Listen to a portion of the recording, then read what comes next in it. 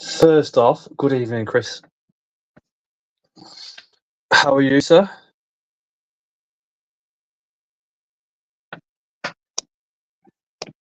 Is your microphone broken? Ability to speak? Who knows? Good evening and welcome to the open mic night this evening. Bit of a pre BTS one as well, because obviously biggest show of the year is coming up Sunday. Hope everybody's having an absolutely amazing week. We'll start off with some Invert news. So anything that you've got that's going on in your collections that's new, you might have ordered something, you might not be going to BTS, so you've treated yourself some of the bits. Let us know in the comments and we'll talk about it. I'll put the link in as well as for you to come and join us on stage. It's really, really easy. Just follow the link. You get to check out your camera and everything else before you even come on and all the rest of it. Hey, Tim. Hey, Poppy. Hey, Max. Made to Stick MK Decals. Hey, Shane. Hey, Ben. Phasmid Farm. Hey, Bart. Hi, Eric. Hey, Tom. Hey, Aid. Hey, Aaron. Hey, Dangerous. Hey, Amy. And hey, Nora. Hey, Steve. Oh, Ben's captive pair, Damien Medius, has had her babies. Got a Harney on eggs. Everything Phasmid-wise is hatching. That's pretty cool. The Damien Medius, Ben, oh my God, I bet you're absolutely loving those. We paired them, as you know, dude, it's a couple of years ago when the mum's got them on the back. That is just literally absolutely awesome. Make it custom MK decals and tarantulas. There we go. What's up, Chris? You all right? Yeah. You're very quiet, dude. Very quiet. Hold on, I'll be back this. It might be my end actually. I've had some troubles. Ah, there we go. I had some troubles with the phone recently. Hey Dan, you good? Amy H rescued an Ardens yesterday, and my white sharks and duckies are both booming.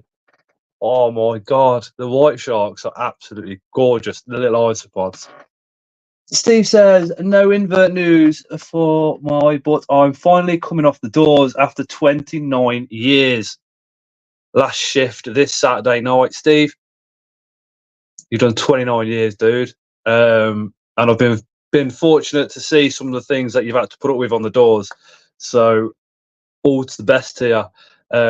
Whatever kind of security work you go into next, dude. I think it's time, ain't it, mate, to be honest. A said, what's a good tarantula for someone wanting to start breeding? That one. Oh, my own personal experience, I'd say Psamopaeus and Myrnia, purely because they literally hook up almost straight away, and you're kind of 70% guaranteed to be having babies. Hannah says people have shower sentences for. Oh yeah, got you. Hey, Mad Manx, you okay? Chris was here and then he was gone. He did say he was going to actually be late this evening, so I'm surprised he's here already. Eric, a month ago, I was looking to get my first tarantula. I have 5 and 2 more arriving tomorrow. This all needs to carry on. Addiction warning. Yes, Eric. Well, it is an addiction. It's a good addiction. It's a healthy addiction. But welcome. Hey, Charlie G. Big G's in the house. David had 6 multi 48 hours in my collection. So David's very chuffed at the moment.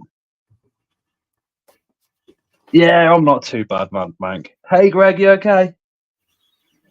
Hey, my pet. In the past week, I had about 25 just there, Timo. Another molting bloom with everybody. I reckon it's temperatures and air pressures. Boom. Bart treated himself to a subadult regalis and an adult female Incy. Which Incy did you go for, dude? Was it the gold or the olive? My pet said the heat wave did wonders for this collection. 8 molts over the last couple of days. Max, it certainly has been a little bit warm. Today it's been a lot cooler. A lot cooler. Aid, I've got none malted. Mine are broken. Oh, the olive bar, nice, very nice. Didn't you pair Incio last Friday, Chris? I paid, but no, olive I paid Friday before. Friday before. Yeah. Yeah. Good to hear, Greg. Good to hear. Today it's not been too hot in the Midlands. It's only been what 16, 17 because it rained this morning and it's been overcast until about the last hour. What's it been up by you, Chris? Still the same? What? The weather? Yeah. You live half an hour from me. Yeah, half an hour's a big difference. Mm. I literally drove past your turning today off the motorway. I was like, Chris. No message. You picked up the spider. I can't. I'm at work, dude. It's all tracked up. I can't deviate off and go and do something else. And plus, it's breakdowns. I can't just do that. Say Dude. you have temporary issues with the car. With the van. Yeah. MK says finally got Metallica and it malted male. Are Incy easy to breathe, says Aid. Is he mature male? Hey, Strogs. If it's mature male, message me. One for you here, Chris. Yes. Just be ready that the female sometime. If the female is massive, then she may just go for the male. What's up with you, Chris? You don't seem I'm just knackered. just tired, yeah? You sure? Yeah. You know where I am, dude. Hey, Yeah. Weeping Jay. I'm gonna see you Saturday and I'm gonna see you Sunday, so I can pick the spider up then. Dan's alright with that. Yeah. He's good, dude. Dan. Didn't the girl win it? That's his missus. Oh. Yeah, Jenny won it. So, but yeah, I was chatting to Dan about it, and he's quite happy waiting until the weekend. So don't worry, don't rush. I spoke to him yesterday. Yeah. Yeah, pretty much. So tonight, Tim Baxter's picking up 60 adult scorpions at BTS. One of them a species of Tim's never owned before. Oh. And to think some still claim Incy or Communal, says Steve Spiders. Yeah, it's a bit of a joke, isn't it? Well, What do you reckon, Chris? what do I reckon? I don't care. Same as I know people who kept incest successfully as communals, same as pokies, same as H gigas.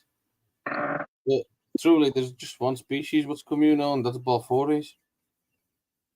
Others just tolerate each other because for the communals to work, they have to be in cramped spaces. Yeah, but everybody always said to me, That's not really a communal. That's just like, yeah, you'll have to tolerate each other because there's not enough space. And keep them well fed and live food in there all the time. That to me, like you just said, Chris, screams. Hey, Sergeant, screams not communal. But Balfour is. Before I looked into it properly, everybody said keep them in a very small space and keep as many in together as you can. And I've got 6 in a 30 by 30. Fine. They've got their own little territories. They come out, they intermingle, and then they go back over again. Arachnospace says, come say hi to us at BTS. Arachnospace with tarantula cribs. Nice. Hey, Jezza.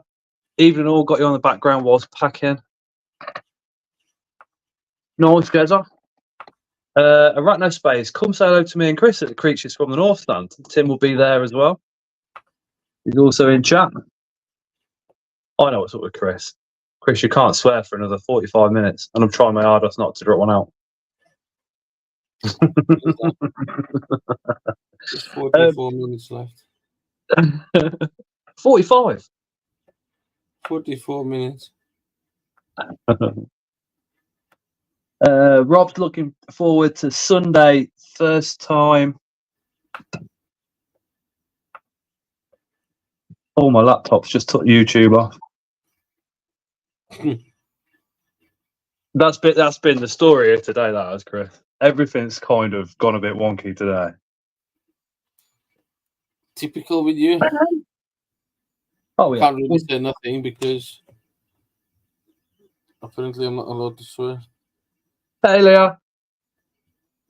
My pet and arthropods, wouldn't it be the case with most inverts, though, they can tolerate each other if they have enough food and hiding spots? Hey, Charlotte. Yeah, suppose so, dude. Suppose. Leah says, hey, everyone. Hey, Scott and Chris. We're watching while working. Hey, Lisa. Doesn't necessarily make them communal, like assassin bugs, for example. The moment the food stops coming, they start cannibalizing. Got a point. Hey, Steve W. Says, go and see Chris. You get free COVID with every mystery box. No, Steve. Correct me if I'm wrong, but you, Steve W, were the first person to test positive. Might not get inside until about 12, says Greg, because we can't come Saturday night. Oh, I'm sure it'll still be packed by 12 o'clock, dude. First time Spider Sunday had 4 scorpion form. Nice. Yes, Steve W. I thought we decided it was TSS. I thought we're just blaming TSS. We should just blame TSS for the sake of it. The first positive test from the show I saw was Steve's. Then everybody seemed to test positive on the Wednesday. If I remember right. I was very lucky and escaped it.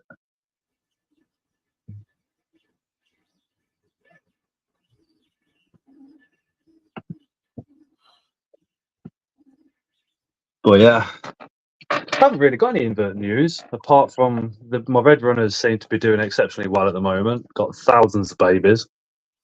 The Dubias, the red runners, my red runners are doing pretty well. Got thousands of babies.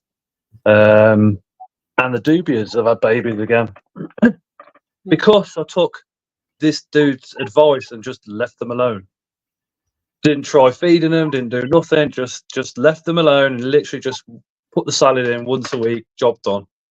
Steve W hadn't been out for 7 days before the show, so definitely got it at the show. Lucky it didn't last long. Yeah, but you tested positive like on the Monday or something, didn't you, Steve? Yeah. And it's like, what, 2 to 4 day incubation period? So, you must have caught it off the postman. But it's like we've said before, though. Any big event is going to have COVID. It's going to have a flu. There's going to be a cold. There's going to be a cough going around. Do you know what I mean? It was there before COVID, and it will be there at the next shows and all the big meetings. It's just a flu.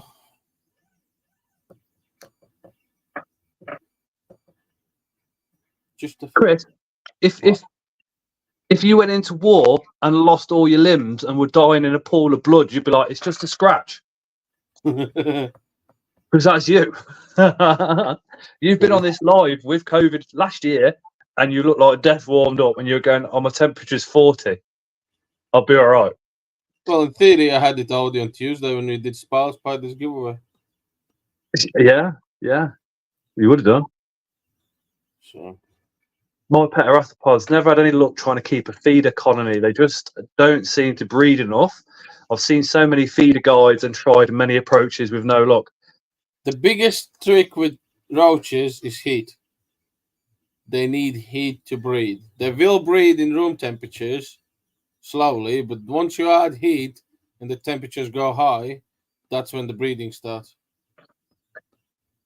I'm with pet arthropods. I could never get a colony breeding. Follow Chris's advice. I've now got thousands and thousands of red runners. My dubias are dropping babies left, right, and centre. And that's pretty. Hey Dan, Strogs, that's what I do. Feed them salad once a week and clean them out twice a year. I followed Chris's advice. I'm not sitting here telling you that this is something I did. I kept, as Chris will tell you, I kept getting Dubia colonies. Couldn't keep them as a colony. Kept feeding some off, messing around with them, and all the rest of it. Chris said, "No, buy this." So I bought the what's the chick crumb, put it as a base layer, chuck salad in once a week, and turned up the heat. Boom. Boom. Absolutely sound advice. And if you've been around for a long time, you'd see just how many colonies Chris has actually got going and how well they actually breed. You. Do you want to quickly tell him what you do? Nah, With your, they can go on my TikTok. is it all on your TikTok? Chris's Zoo on Wheels on TikTok. Go check it out. My Pet and Rothapod says they've just said the same thing. You got a video guide on your channel. Buying feeders every week is hurting my invert budget. Chris, would you do? Yeah, would you I do? do have a guide on my TikTok. Would you do one for YouTube? I can do. I think we'll all benefit from it because I followed other people's advice from YouTube, just friends in the hobby, and nothing seemed to work for me. Followed what Chris says, and boom, off we go. Greg needs to buy some feeders on Sunday or blag some from somewhere.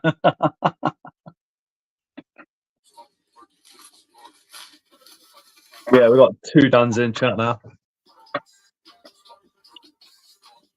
Oops. Yeah, don't do that because I got told off last week. That wasn't me.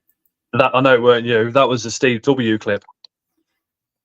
I didn't get a strike. I just got the whole live got demonetized, which doesn't really make much difference. But yeah, the clip was about 15, I think, or 20. So luckily, like I said, it didn't give me a red strike. It just says he's unable to monetize in loads of countries. So I was like, yeah, that's all right. As long as it's not, hey Russ, as long as it's not a strike. Russ says, hey Scott and Chris. That's the I don't have a particularly large colony, so I tend to buy a couple of boxes live food every week. I imagine it would be best to breed your own for a large collection mind. yeah. Dave Fisher's is the same setup, says Strogs. He does it slightly, slightly differently, but pretty much the same.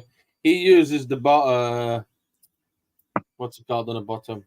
Bran, and don't see a point in it. Which is exactly what Northern Exotics did in his video about 4 years ago.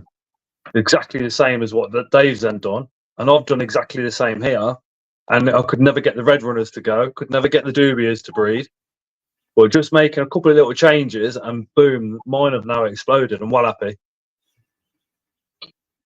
Hey, Philip, you okay?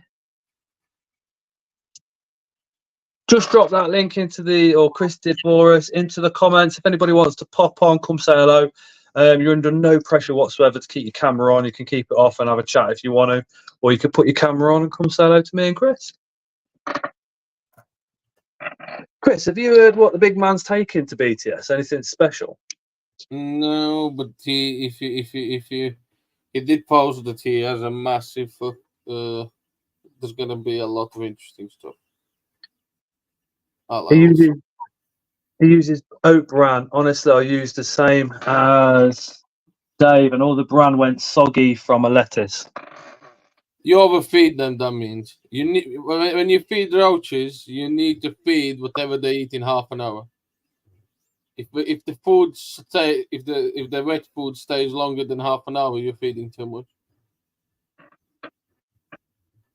Struck says the video that he's seen was with chick feed. I've literally put my video in. It's only a minute and a half.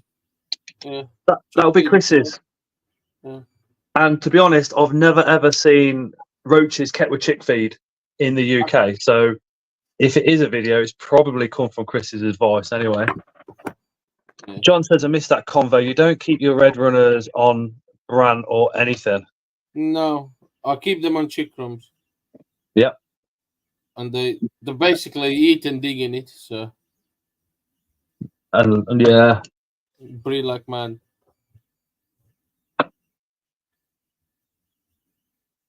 Steve W had grain mites on chick crumb, so stop doing it. Yeah, but you can get grain mites on bran, get grain mites on the substrate. And if the grain mites were on the chick crumb, that probably means you would have introduced them at some point. Because there will definitely be 0 mites in a bag of grain chick crumb. Sorry. Hey, Ling, you okay?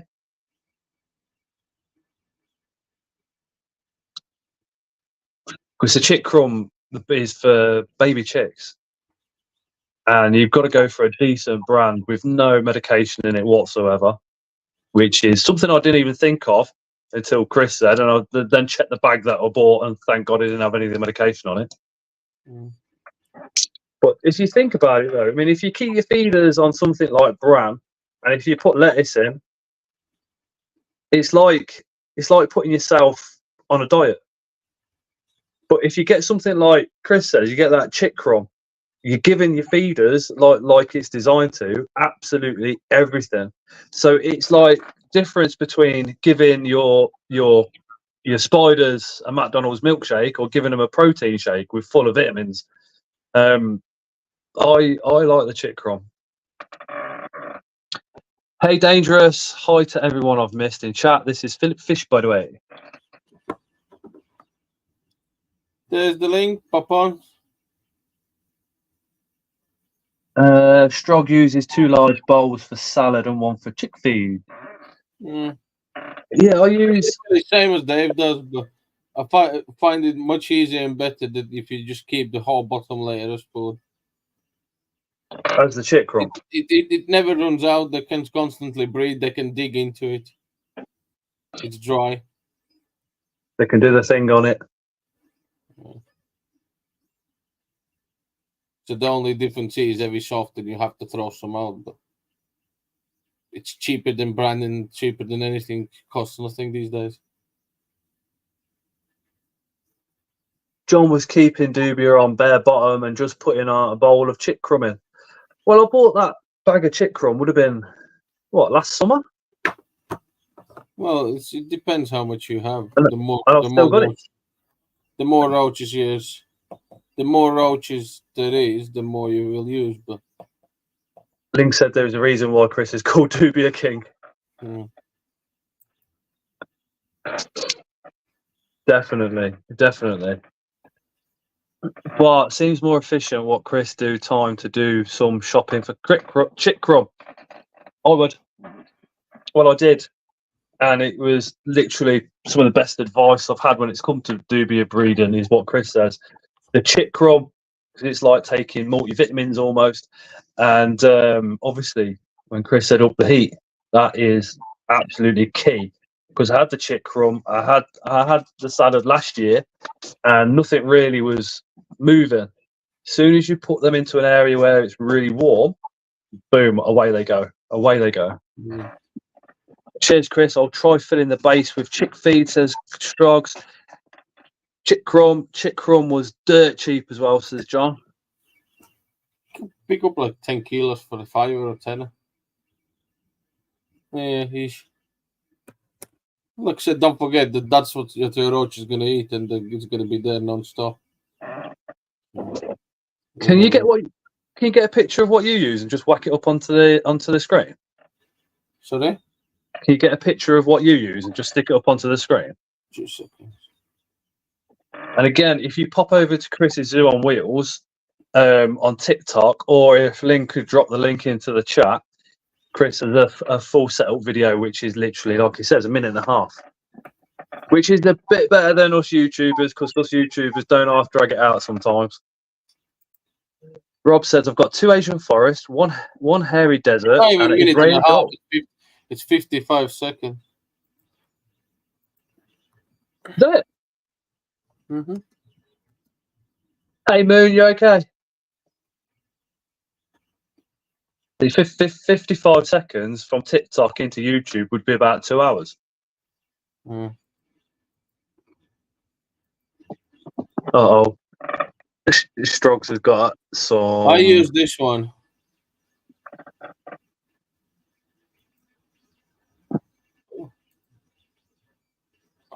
Bloody hell. Feathers and Beaky. Hello, Scott. Hi, Chris. Hey, Mark, you okay? Yeah, that's what Yeah, I you? I could show the video on here, by the way. Turn the music off, yeah.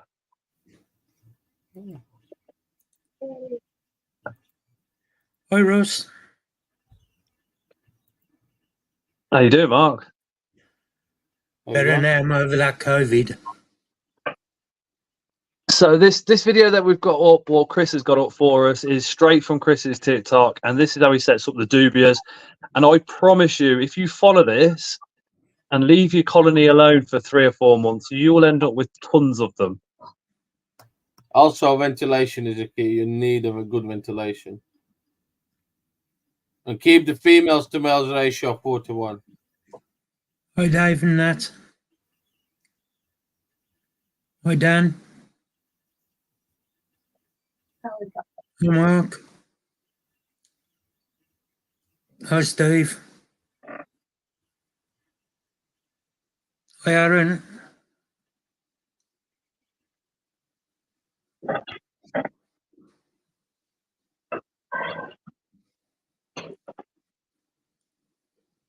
Boom.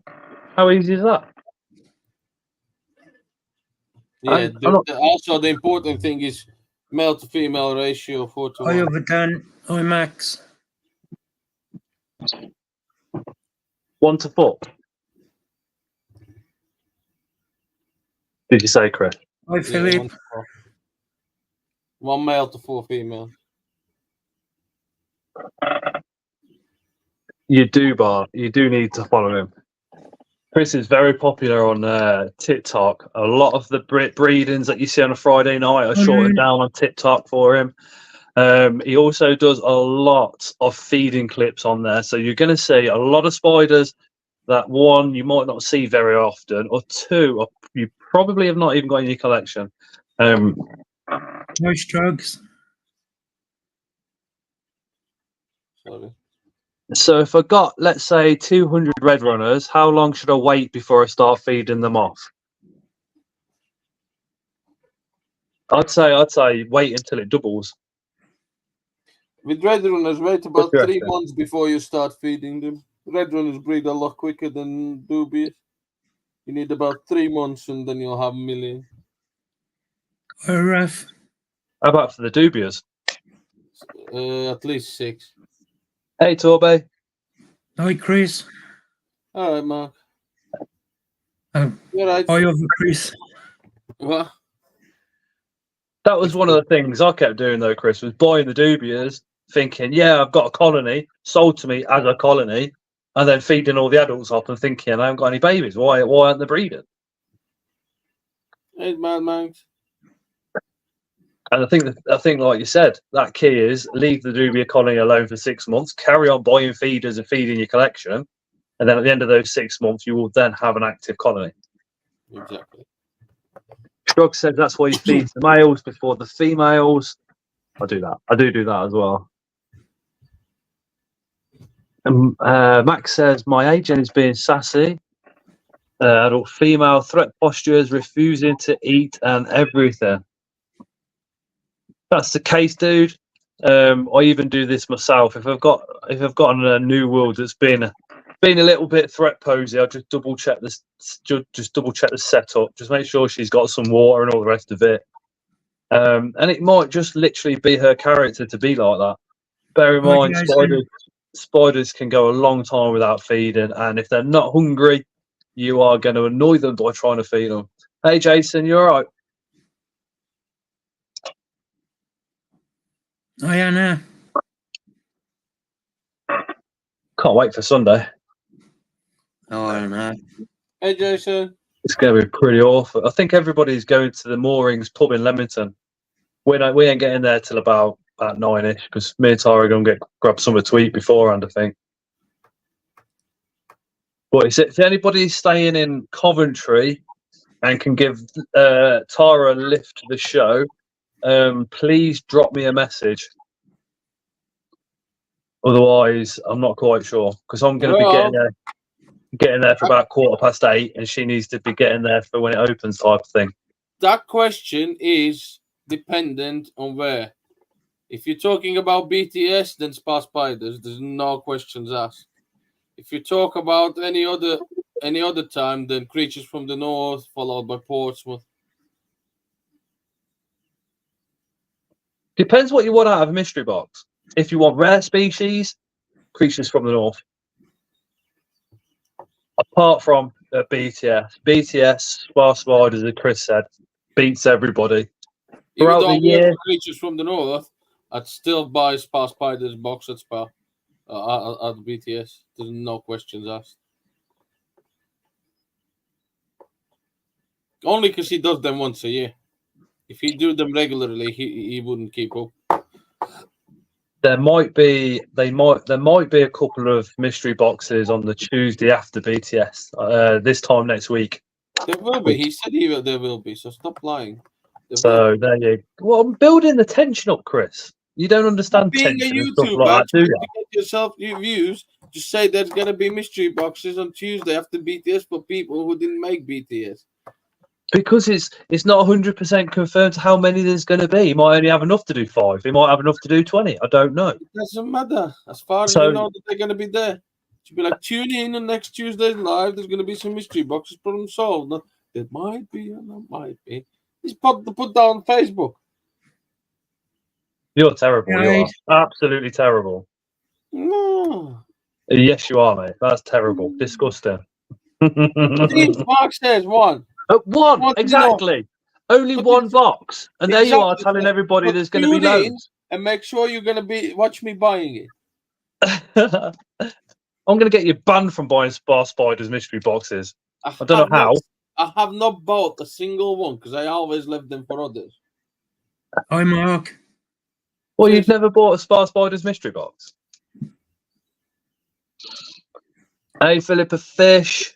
Oh no, that's Aaron. Hey, Aaron. I always left them for others to buy them. So Scott. So, Yes, Mark. what does Tara need picking up then?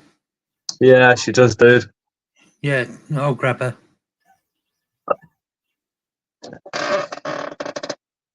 Is she safe in the car with the stud muffin?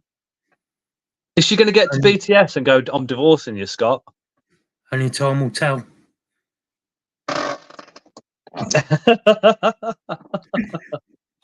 She'll be happy. Russ Hi, said the Jenny. £200 box from CFTN Chris sold me was great. should have Hey, seen Jenny. the £300 one. There's I think the majority of people are now doing mystery boxes. I know Leah does them. I don't know if she's doing them for BTS. Hopefully she's still around and can tell you in the comments. Phil from Incredible Inverts and Other Animals is going to be doing them as well. So that one will be a mixed invert box. Dave also does mystery boxes and they seem quite decent. The one I had him was all right. 90 quid's worth for 60. Worked out £92. Yeah. But that was on Dave's prices, and Dave's prices were slightly under what they should have been. So I'd say it's actually 100 quid's worth of spiders.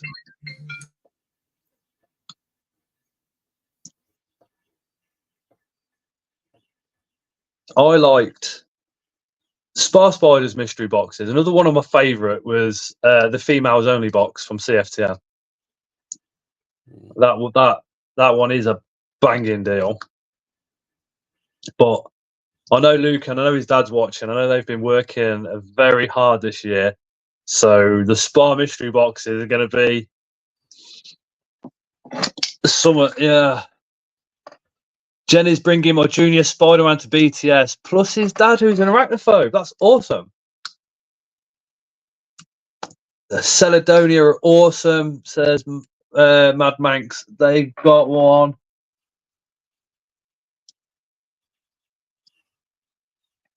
Mark, Aaron Shannon says, are you feeling any better? Yes, thank you, Shannon. 100% better. Did you get the toy dinosaur removed? Which one? What's been up? What? You've not been too good then, Mark, or I COVID, just from the COVID? Yeah.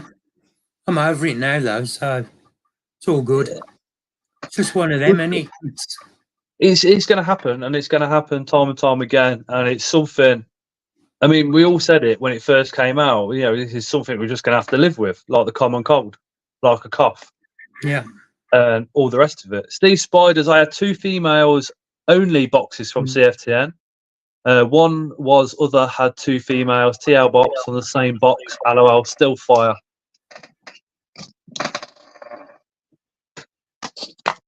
Biggest show of the year Sunday. A lot of tables being set up there. And don't worry about parking, because if you get to the BTS, there is a lot of parking. A lot. It is actually a proper event centre. So the parking is on a field. So if it does rain, just bear that in mind. There is a little bit of hard standing. So you can kind of get your back wheels on the hard standing. The actual main entrance to the actual site itself is not the entrance for the parking. It's actually just round the side. So if you're coming from Coventry, it's the first entrance on the left. Don't carry on down the road and then turn left. Only looking for one spider at BTS. Rest will be scorpions and feeders and stuff. I reckon I'm going to actually only come away with a couple of spiders from BTS because I'm after some of the little bits. Hey, Danielle. Hey, Danielle. Hope all's well. Steve says, what spider are you after, Greg? Tara will be well happy now, Mark, because she was worrying about trying to get there. No, you should have mentioned it before, Scott. No problem. I said the wrong thing. What's that one, Chris? That's the same video I showed. That's Chris's Dubia feeding, Dubia settle video that he's just put into the comments. Sorry, so hit that link and go check it out. And then Chris has just dropped the StreamYard link if you want to come up and say hello. Male Rotans, Steve probably won't find one, but sadly, but worth trying. Definitely worth trying.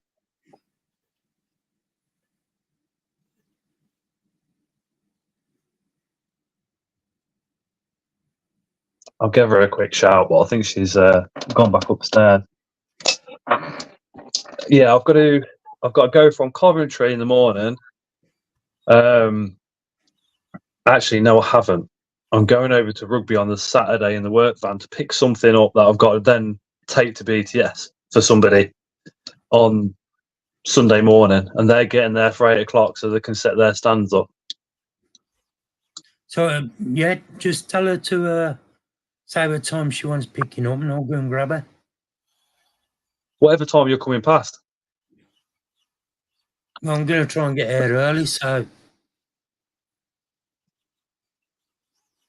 I'll just grab her early. What time's early?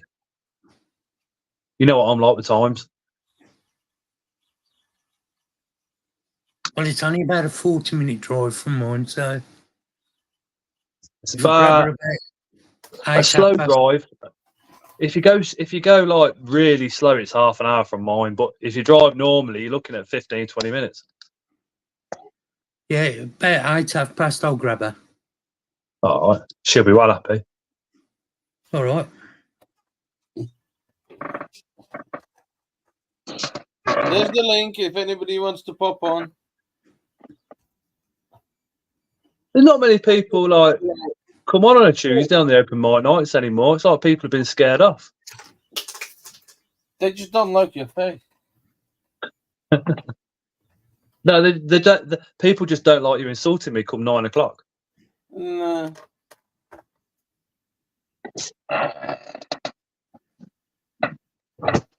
Right.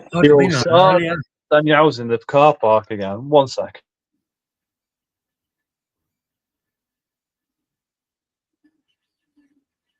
Apologize. I have some thingies I need to sort out. What's some t-shirts?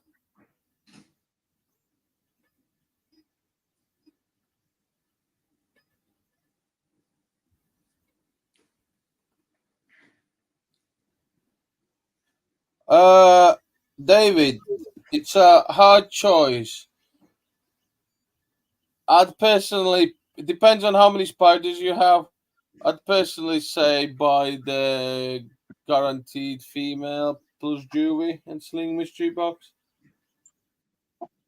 Because you're going to get more spiders and there's more chances you're going to get more females in there anyway.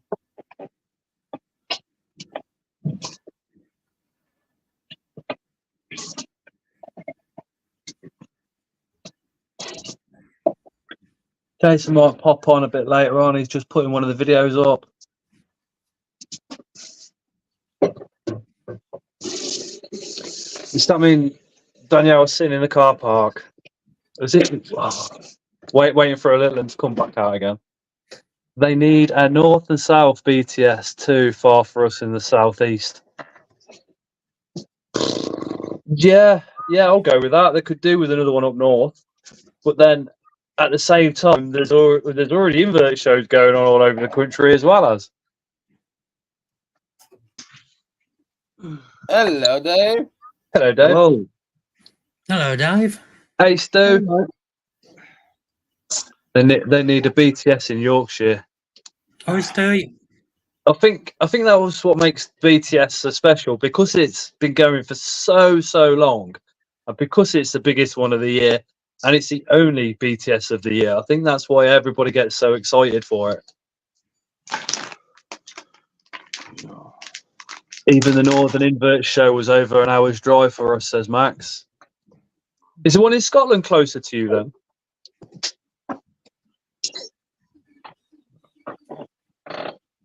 Now I can see. Dave, you coming BTS? As far as I know, yeah. You coming down the night before? Yep. Max, there's next show is in Wigan You coming out over the moorings? on the 2nd. I think we're coming out, yeah. Good night, Greg. Night, Greg. Take care. We're Tran's meant to be bringing us down. I think there's the BTS and the committee people and a lot of the sellers are all going to the moorings, including Luke and that. And then I think there's a few others meeting up at the Cocked Hat in Coventry. Yeah. But once those two pubs shut, there is a nice little nightclub in Coventry. If anybody's up for it, we might head over there. The first BTS show I went to was at a school just off the M5, says Sergeant Spiders. Oh my God. Somebody actually mentioned the name of the school before now.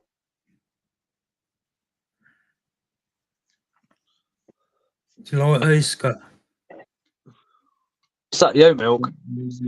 Yeah, pumpkin spice. Dude, I have a coffee in the morning with work, and then I might have a cup of tea at night time, and the rest of the time nowadays it's just water. And that's it. Yeah, I'll have a tea. Where's your normal coffee, Mark? Well, I wasn't going to get any. I wasn't going to even go into a shop. But Pete asked me if I'd grab him some Red Bull.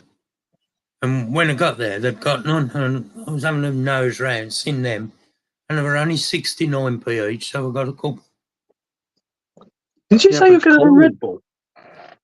No, Pete asked me to get some Red Bull because Marie drinks it. They're doing a case of 24 for 20 quid.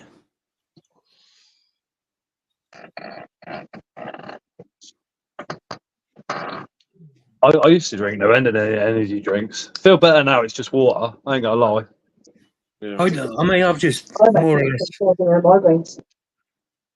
or less finished my water. But I've got another bottle in the fridge, so it's all good. Got a 750ml bottle, which I probably started about an hour ago, but I've already drank a litre and a half of it. And then I've just bought that Celtic or Celtic salt. Oh, the spring water, is it? No, it's basically just just salt, sea salt. 82, Oh, right. 82 minerals in it, and what have Yeah. you. Unbleached and without the sodium content like table salt's got. And you're supposed to have like a quarter of a teaspoon a day, and it lowers your blood pressure. It helps your digestive system. It's anti-inflammatory and all sorts of bits and bobs with it. So I'm going to try it for a month and see if it does anything. I get restless leg syndrome, so at night time I'm like shaking like crazy. My legs are going, and I could fall asleep, and it's like I'm having epileptic seizures in my sleep. So I'm hoping it helps that. Danielle just drinks water from the tap. It's the fluoride and all the other crap that's in the tap water, though. I say that, and I'm about to drink a cup of tea, and the water from that comes straight from Council Pop. So, what's going on with you, Dave? I don't know. Yeah, nothing really. Same old, same old. Yeah, just loads of rehousing to do. That's about it. But I'm having a day off today. I've just done 2 rehousings before I come on here. Yeah. These spiders, yeah, I'm reluctant to take that. They use that in detox, and it's just some bad memories. Apramites arachnids, yeah, it has so many minerals. Best salt you can get, apparently.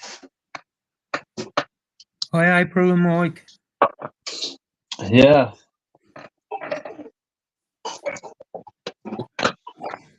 I'm on Scotland's water tonight, Highland Spring, from the Oak Hill Hills, wherever that is. Oh, dear.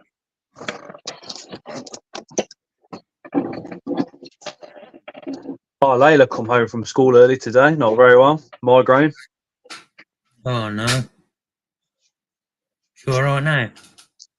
Yeah. She's had the doctor's appointment and all the rest of it. And it's like I said to Tara, I says, well, what we'll try tonight is, hey, Jackie, is removing her phone at 10 p.m. and giving her phone back when she gets up in the morning for school. Because I think she's just sitting playing on her phone all night, and that's what the real problem is.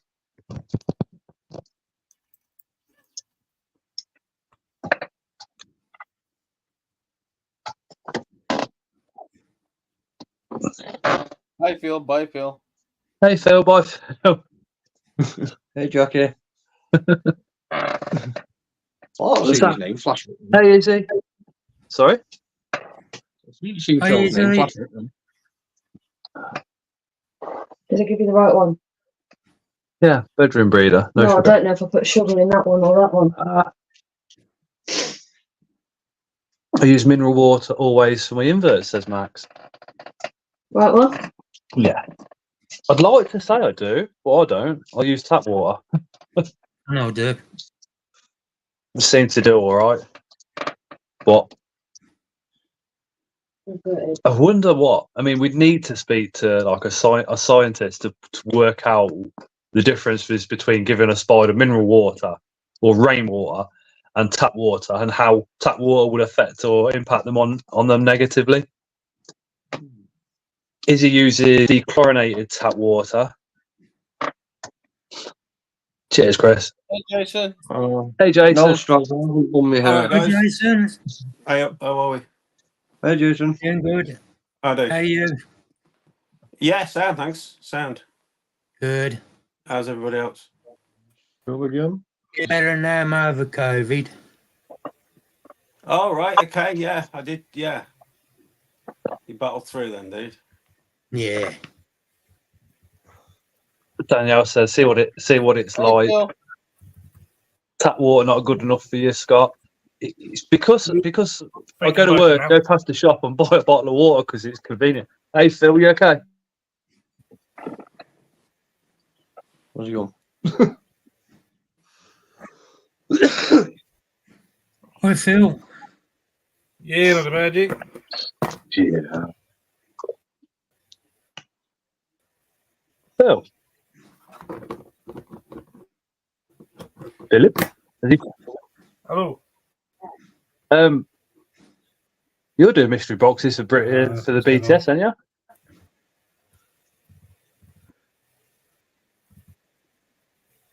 After boil it, cool it down, it's set to use or just pour a jug of water and leave it for 24 hours to chlorine evaporates, like for fish tanks.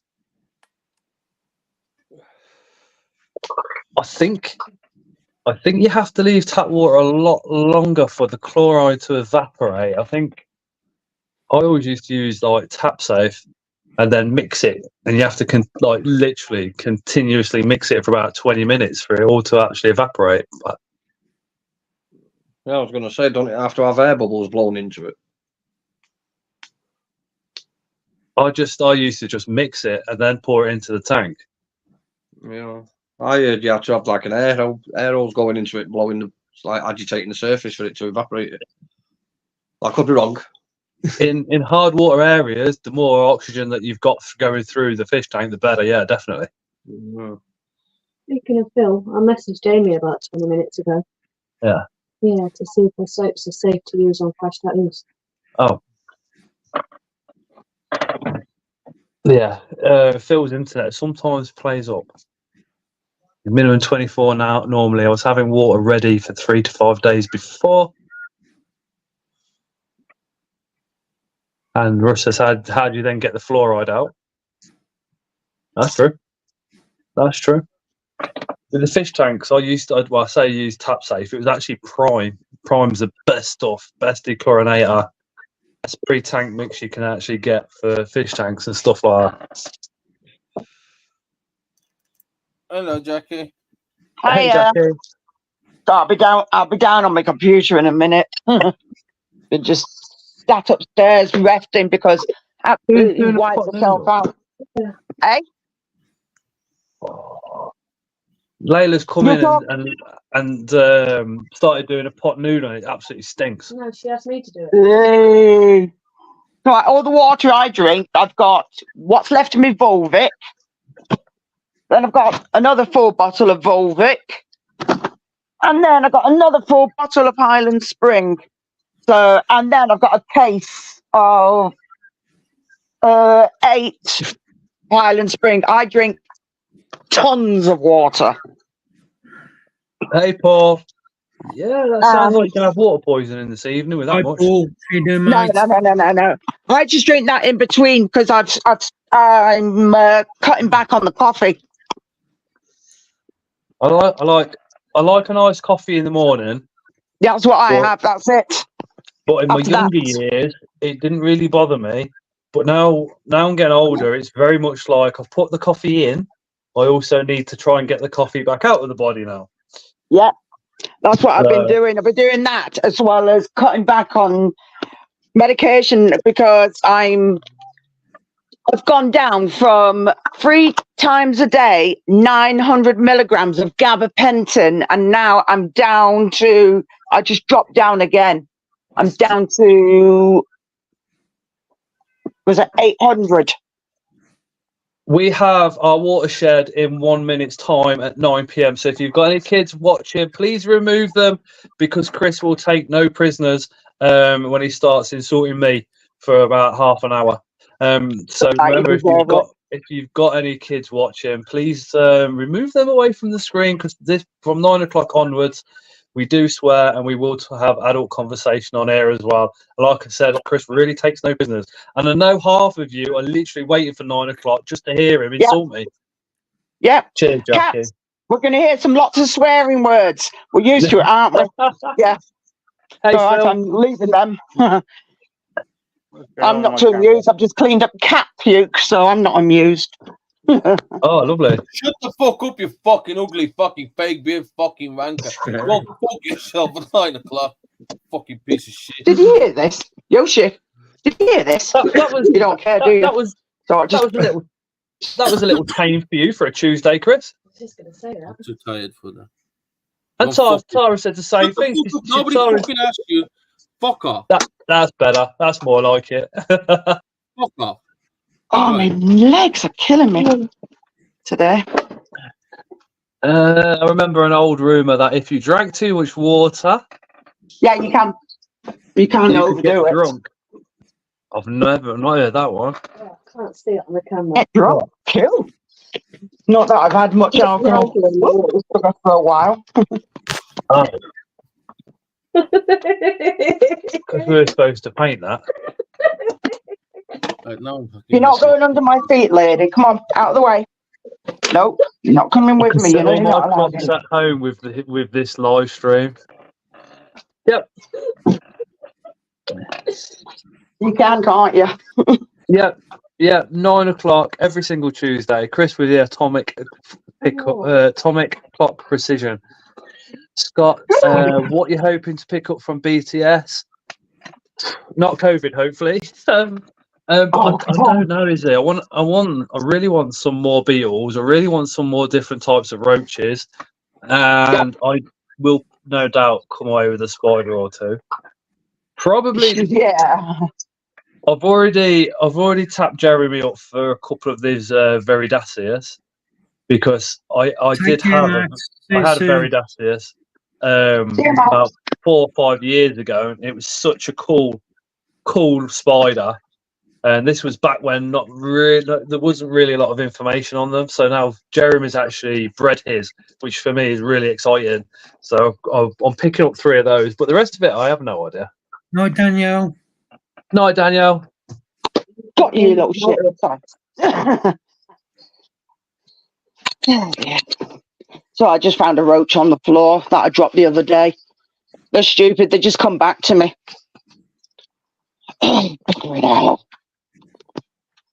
Right, you have people. I have done my swearing. I'm gonna go. Oh, timer. Fuck About you. right, isn't it? Yeah, he used to stay till 10, 11 o'clock, and then he changed, and that's that. You've changed, Chris. Yeah, You Tough let work. down. tough shit. For the worst. See you next week, bro. No, See you later. Sunday. Friday. Yes. See you, Chris. Take care. Bye, everyone. I'll be there for Bye. 2 minutes. Bye, Chris. Good enough. Nobody wants to see your fucking gob.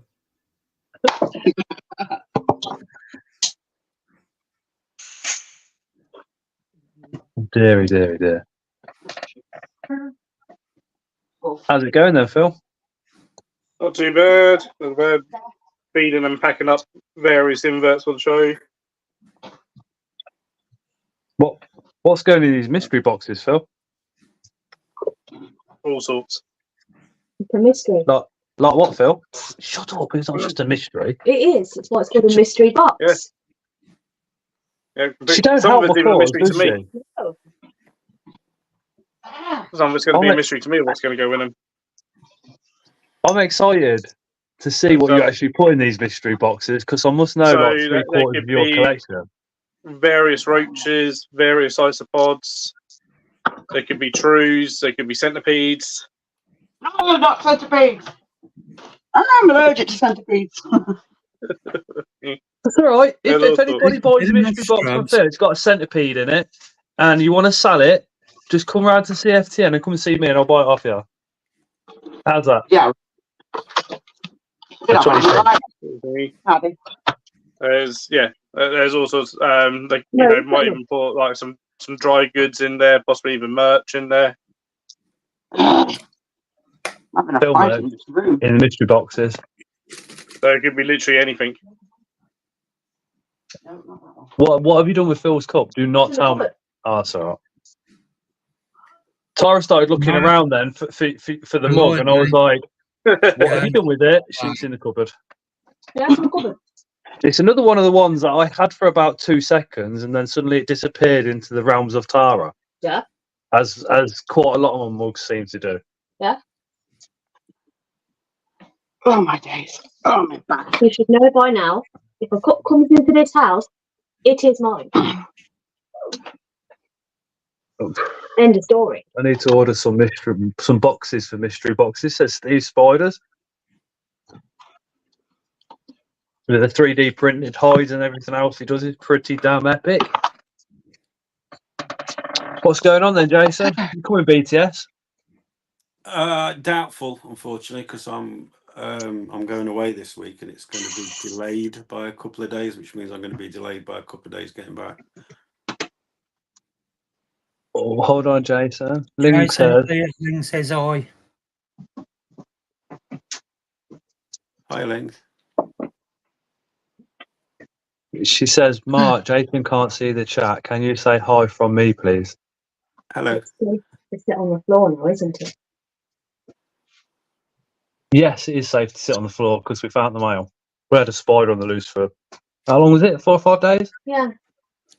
I Cool. found him. Who found him? Yeah, Well, you found him. You caught him. I fed mine today and I had one stuck in a mold, so I've managed to get it out. So hopefully Oh, it'll be cool. all right. Izzy says, I need to decide what mystery box to get from the BTS. Spar Spiders is a good contender at the moment. Spar Spiders mystery boxes are the best, full stop. Absolutely, hands down.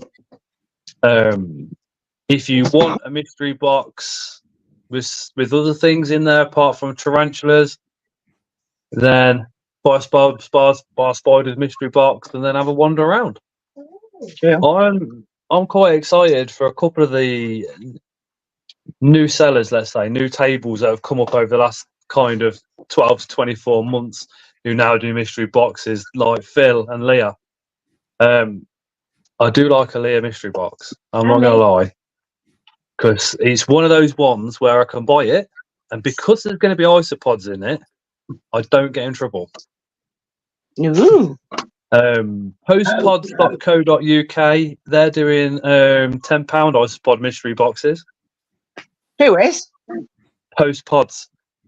All I'd right. say Postpod mystery boxes are really good. So Cool. DB, he's in the chat. He's going to be at the show. I think we're going out for dinner with him afterwards, actually. I think I'm going to end up asking people to pick some stuff up from me, and I'll be sending them money. This is not fair. You should come, Jackie. I can't. That's I all can't right, Leah, afford ain't it, and it's traffic as well. Traffic. It's having no transport. I can't do it. It's not good for me. I'm actually getting a mobility scooter. It's coming next week. Can't wait. Nice. It's costing me a bit, but I don't care. Right, I'm coming on the live. Oh, for fuck's sake. By computer. So I'm going to log out of this one and be on the computer. I'll see you in a minute. All right, no worries. Oh, Bye. Right. Did you go to HorrorCon, Jason? No, I am going to a lot of cons this year though. It's really weird. The spider shows have all fell on working days, but the Comic Cons have all fell on my days off. So I've got 2 days at the Telford Con. I'm going to the Liverpool Con in November. Shrewsbury's doing their second con at Halloween. I'm going to that because I'm off that one as well. I've been invited to Statue Con in America. I am off, but I've got to look at, obviously, it's not just flights, it's getting from the airport to where the con's being held, which is about an hour and a half from but it would mean doing a couple of internal flights. So I was invited to that. I did a live stream on Sunday. Come on. You sounds like you're trying to talk yourself out of that one. You've been invited to the Statue Con in America. Yeah. And you're thinking about not going? No, I'm not thinking it's don't forget it just falls on 4 days off. And one of those 4 days, I finish work at 7 o'clock that morning, so I'll have been up for a long time. So it's a lot to cram in, really, to 3 days. You can do it. Be worth it. Yeah, well, the thing is, like I said, I'm planning an America trip next year on one of my 18 offs anyway, and I was going around a few states to meet a load of the statue guys anyway. So it's more sensible to do it, to go to try and plan the Statue Con when I go to America, do my America trip next year when the Statue Con is on. I mean, I was doing it when the San Diego Comic Con's on because I'm in the San Diego Comic Con waiting room. So I get offered tickets every year for that anyway, but I'd like to go for the full 4 days for that because it's immense. I suppose if you could get there and have a couple of weeks, that means you could do the show, go and see friends. Yeah, well, I've got quite a few friends in America. I've got friends in Idaho, Ohio, Florida, Vegas, New Hampshire, one of the Dakotas. I can't remember if it's north or south. So I've got quite a few friends scattered all across America. Like so, yeah, it's something I've been planning to do for the last sort of 2-3 years, really. So yeah, it's something that I want to do. I've been invited to go to WWII as well in New Zealand, but that's an immense trip to try and cram into 2 weeks. And that was from Richard Taylor himself, who owns WWII. Dude, you can't say no to that. No, I can't. It's but again, I want to make sure I plan it properly. He actually put his personal assistant in touch with me to actually plan my trip for me, to put me in touch, hotels and car hire and everything else. So it was, it was really good. So literally, all you need to do is pay the bill, and you've got everything done for you. Yeah, and I Oh, think, mate, you'd be laughing. I think I don't have to pay for WWII. I don't think. I think that was on them.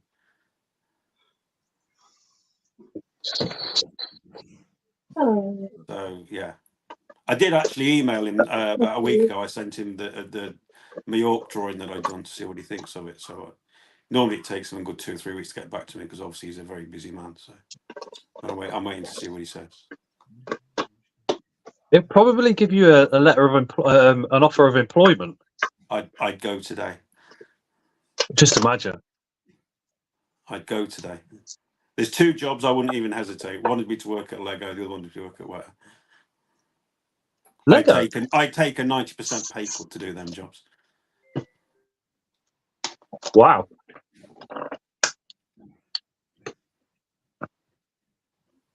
Because they're just the 2 dream jobs for me, really. Oh, another one would be, I as a kid, I always wanted to be a zookeeper.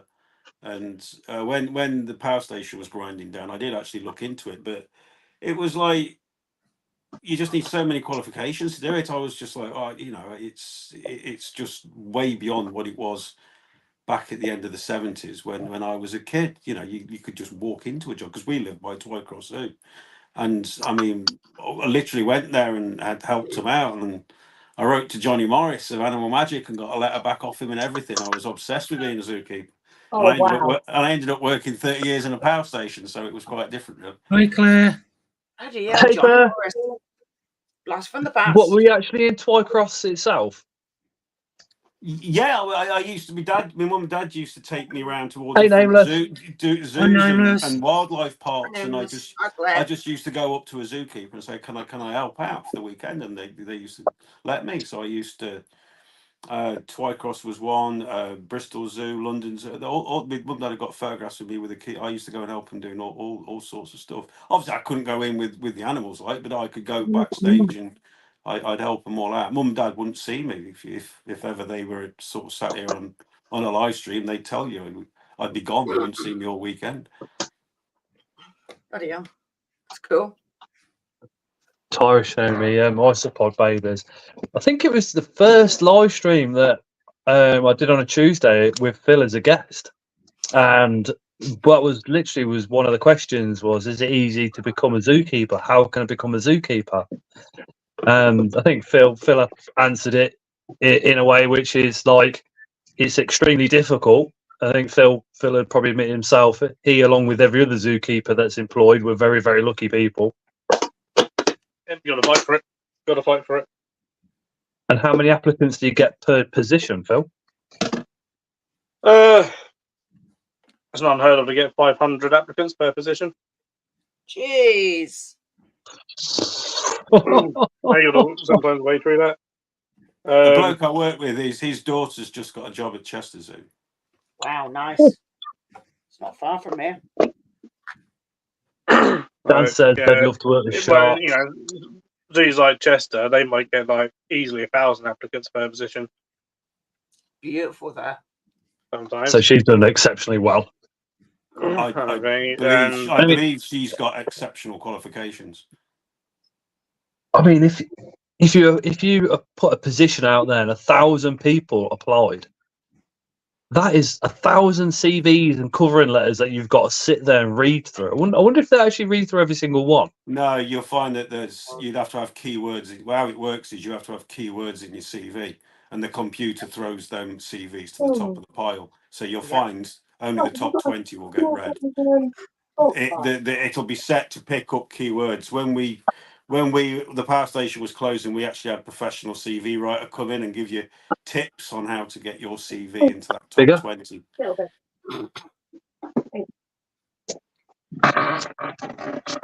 We went to a zoo, and the guy that did our sloth experience literally applied on a Facebook ad. Lucky sod. Wow.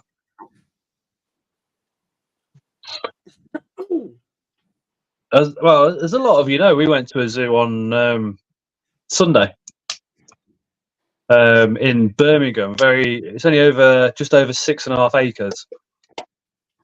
Yeah, little. But my God, it is. Really, I think Phil, you went there last year, didn't you? Adam Zoo. It's been a few years since I've been to Birmingham Wildlife Conservation Centre. It shocked me, considering it's literally in inner city Birmingham. One, how cheap it is, and two, the animals that they've got there. Yep. Well, main secret of why it's so cheap to get in. It was under 30 quid for all of us. Yep. Under 20 quid for It's Under owned by the 20, council. sorry, because Tara gets in for free being Leo's care alike, so it was about 20 quid. Well, that's good. I mean, we can't take the boys anywhere else in the UK for that type of price. Paid events, that is. Claire, I've messaged you. The parking was like 3 quid for 4 hours as well. I was really impressed with that. That's good. That's pretty cheap. And it's. Did you say they had red pandas there, Scott? Yeah, Dan. Yeah, I the didn't red pandas there. Cute. They've bred them as well before, I believe. Birmingham Wildlife Conservation Centre is owned by Birmingham City Council. So literally everyone there is council workers. Very lucky, hence it's so cheap to go. The red pandas were absolutely gorgeous. The squirrel monkeys, just oh my word. And now I can't remember the scientific name for them. Hopefully Phil can. Hello from the UK to Greece. The smallish lizard, Phil, looks armoured, lives in water on the riverbanks, and is extremely endangered in the wild. Sinosaurus. That's the one. They've got those, and I was like, "How? What? Hey?" I think those and the Komodo are both down to Adam being there. Cool. Komodo's definitely because of Adam. The Komodo is, and the setup for it is absolutely massive. Parfo Pete. That's his official name. Is Parfo Pete.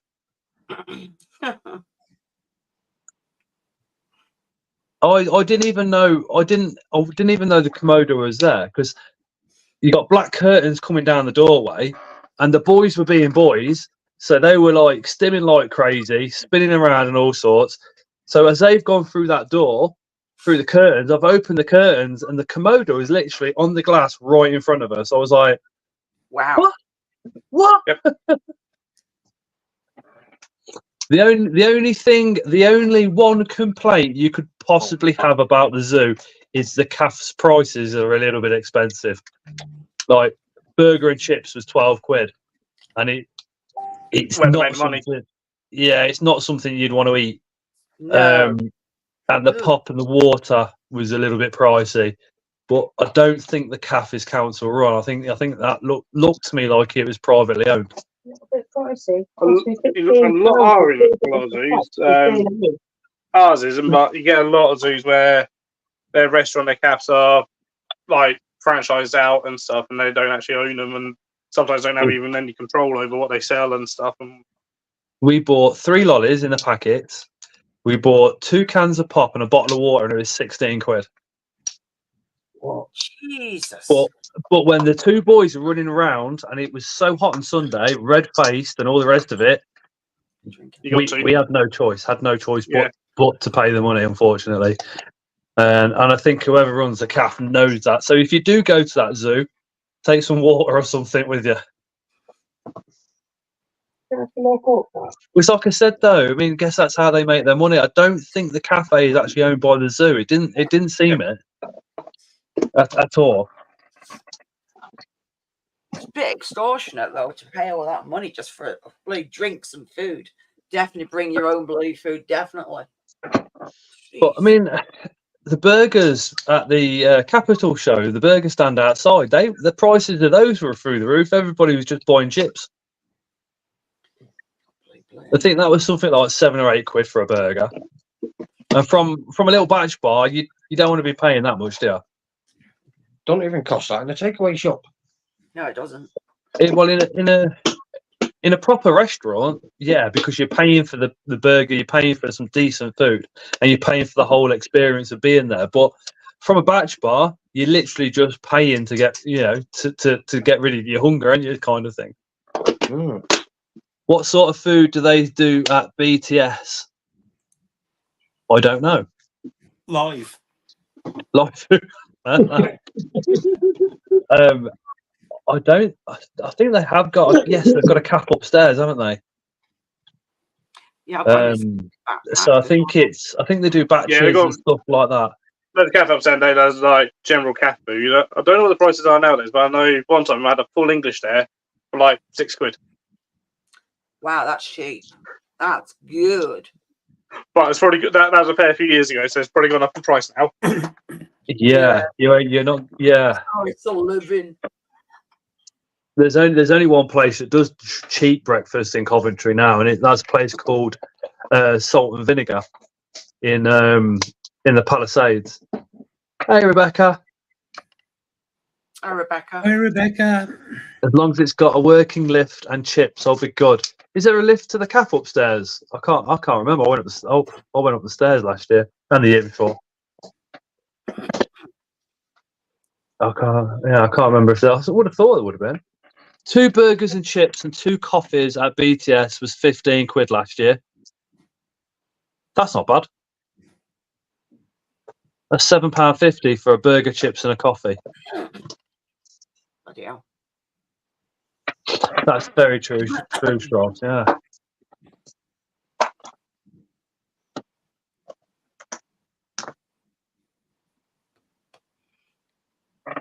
Oh dear.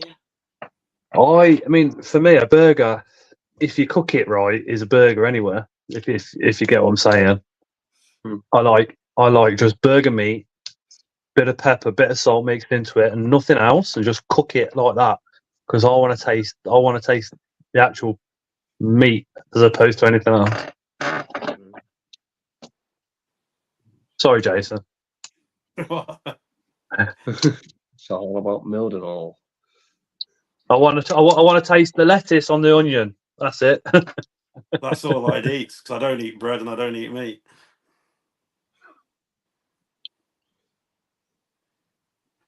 God, I couldn't do without bloody eating meat like that. I've done it before. I'd struggle now because Tyra will not go vegetarian, and the boys and Layla would also not go vegetarian. I'm not vegetarian. I just don't like meat. I just don't like it. I just find it bland and boring. I just don't. There's not a single meat that I miss eating, and I want. Whenever I used to go to restaurants, I'd always order the fish or the vegetarian dish. I never ordered the meat dish. So it used to become routine. I'm like, why am I buying mince? Why am I buying meat? I don't. It sits in the freezer for months. I don't want it. So I just stopped eating it. So now I just eat seafood and veg. Hey, Mackie's. So I mean, I've been to people's houses and they're like, "Oh God, I'm sorry, I've cooked chicken or whatever." I'm like, "It's fine, I'll eat it." I'm not a veg. I don't class myself as vegetarian. I just don't particularly like meat. So if you get something in a fancy sauce, something like that. Amy, mine was the original WhatsApp group. Steve Spiders talking about Midenhall. There's a good food challenge in the cafe in Midenhall, Scott. Steve, if you go in, I'm up for that, dude. We'll have a food challenge. What's the challenge? probably eat so much food in a Yeah, certain Well, time yeah, scale. yeah. Our show, the Millmill Halloween show. There's no food actually at the venue, but there's plenty of food options around the town. Strogs, I completely agree with you. I went there once. Never, ever will I ever go there again. The Five Guys is the biggest rip-off. Barbecue burgers taste the same. We went there, and what did we have? Was it like 3 burgers and chips?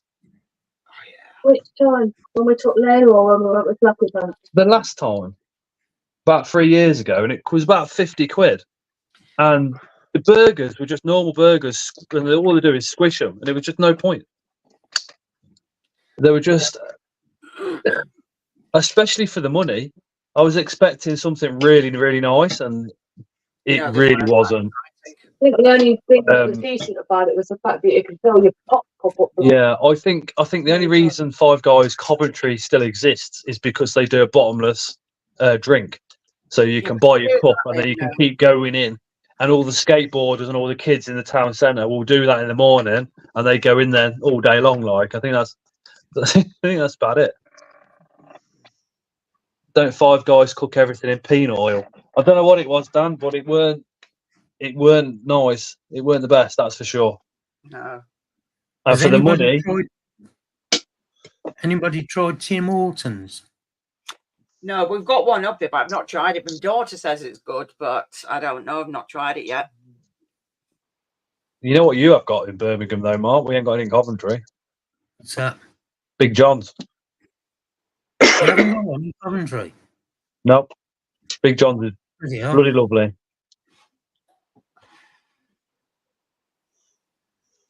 I think we've got a few in Birmingham of the Big John's. It's got a bit pricey, though, isn't it? Big John's. Yeah. Seems to have gone up. I think I had loaded fries with jalapenos all over it last time. That was quite nice. But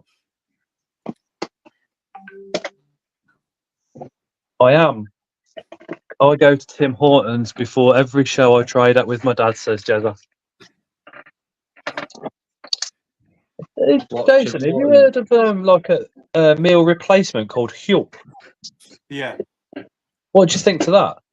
I took Huel for about 8 months, but I took myself off it because I found it just bloated me. I got really bloated after it, and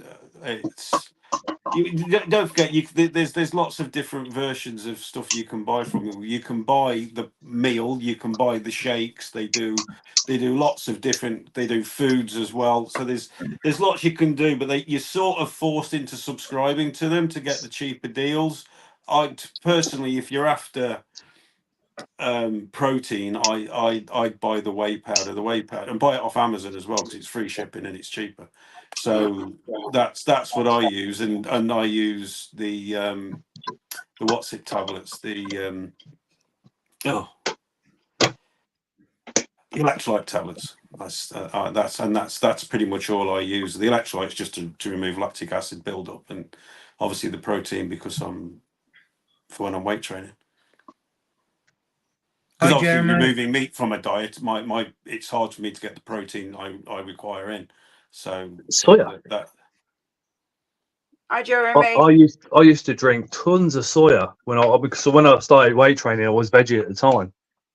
Hi, Charlotte. Well, lentils actually. Lentils. If you eat beluga lentils are absolutely jam packed with protein, but they do get a little bit bleh after a while.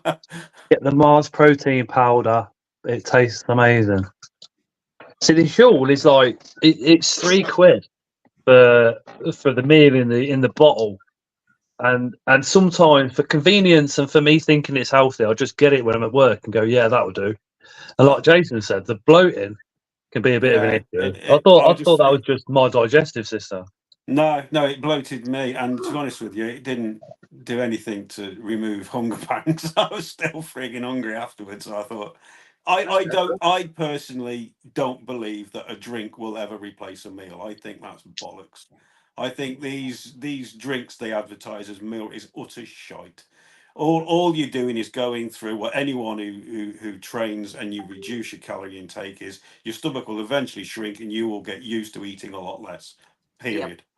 You don't need to buy these shitty drinks. I totally disagree that they work. Totally disagree. Everybody I know that's gone on them drinks has come off them after about less than a month. They've given up. So I mean, I used to live on nutrient drinks, but that was because at the time it was like £1.20 for a can, and I was in a position where that worked for me financially. Also, if you're training as well, you've got to put the fuel in. The fuel's got to go in the body for the machine to work, and it's about being sensible. It's about listening to what your body's telling you. There's a very simple rule: you won't out-train a bad diet. So that's rule one. But the other thing is you've got to be putting the right stuff in, and everybody knows what's healthy. You don't need to go on a slim fast diet or watch some dickhead on YouTube telling you what's what. Everybody knows what's healthy and what isn't healthy. Everything healthy just doesn't fill you up. It does. Yeah, it does. Eat lentils. You don't need much. You don't need much in the line of lentils to fill you up. I mean, I put 100. Well, I don't do. I started off doing 100 grams of lentils, and I had fish with it, and an avocado, and I used to fry some onions and stuff like that. I have about 50 grams of lentils now because I physically couldn't finish off 100 grams of lentils. And you can buy great big 10-kilogram bags for a few quid. Go on Amazon, you can buy huge bags of lentils. Which lentils? I've got a big bag in the cupboard. Yeah. See, that's my issue. Is the volume of food that I can eat is ridiculous. Yeah, but if you train yourself to eat less and you're focused and determined to do it, I was eating when I was overweight. I was eating 5,000 plus calories a day. I eat less than 1,500 now. Don't you need 2,500? That's the ideal amount. You don't need to eat that much. That's not a requirement. So your body doesn't. Oh yeah, I get you. I mean, I was in the gym this morning. And I must have got through, crikey, 3-4 liters of water. You drink 3-4 liters of water, you're not going to be hungry afterwards. No. Punch your stomach up. Just fills it up. I came home, had a shower. I literally had a banana, and then because I had to finish this commission drawing off, I sat and did that. That took me about 5 hours, and then I had my tea, and I had lentils, fish, blah blah blah blah. I had fruit salad afterwards. That's it. I'm done. That's all I've had today. Apart and green tea, water, and I've had a couple of cups of coffee now. Can't drink it. Amy, have you got any other videos planned before BTS? I always bring out video on a Monday and a Thursday.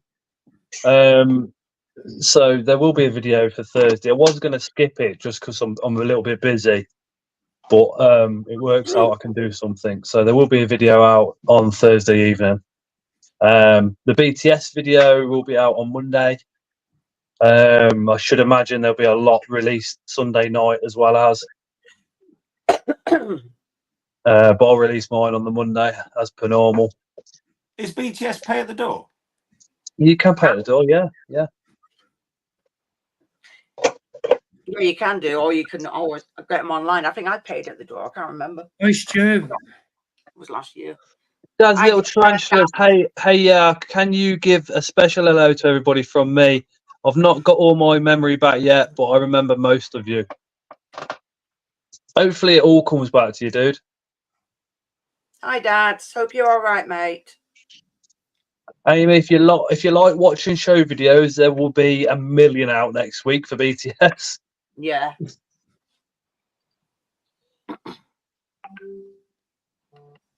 For me, mine will be the same kind of format that I normally do. Stroll around and then some shots of the crowd going on to what I've got.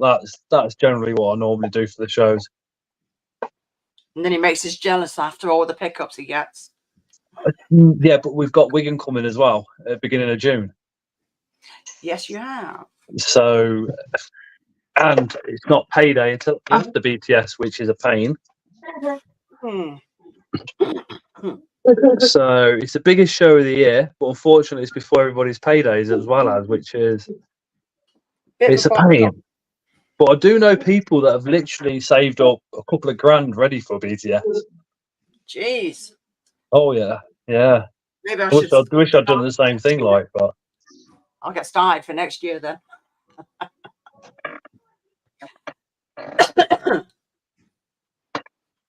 Oh dear. saw that carers get in for free at BTS. That's cool. Yeah, they do, but because Tara's not taking Leo, she's a carer, but she won't be getting in for free because she's not caring for anybody while she's there. I think that's the whole idea, you know. There you go. Jaden did £1,600 when we went to BTS 2 years ago. I remember that. I remember the video as well. No, he saved the money up for a long time. You don't blame him, but still, wow. Hi, Jaden. But I mean, if you had £2,000 in your pocket, that could go like that at BTS.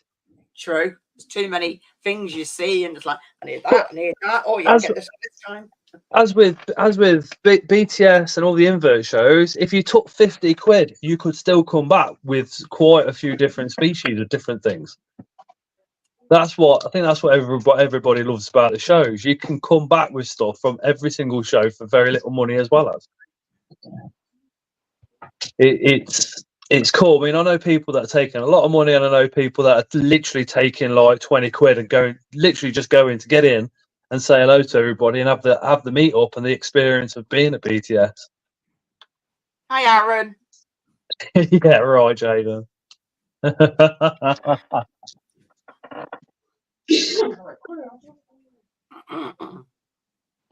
April and Mike says we usually go with a few hundred to C's as it's our nearest and main show. That's for enclosures and teas. I always spend over and always get in trouble for it, and I always end up paying for it towards the end of the month as well. Yeah. Every month, isn't it? As I'm sure quite a lot of us do. No, I save my own money. I don't borrow anybody else's. I save my own. Not borrowing, Jackie. Hi, Trond. Just the money that you get to live on for the whole month. It's suddenly half. Yeah. Oh no, you just have to just take a little bit here and there so you don't notice it. But then you go to that many bloody shows, surprise, you bloody survive each one. Safe journey tomorrow, Trond. Hey, Trond, just a few bits left to pack, and then it's off to bed, up early, and off to the. I wonder where Trond's going. Don't have a clue. The last season, that Claire was that was her last trading show. Yeah. I'd love to see Claire on a stand again. I would.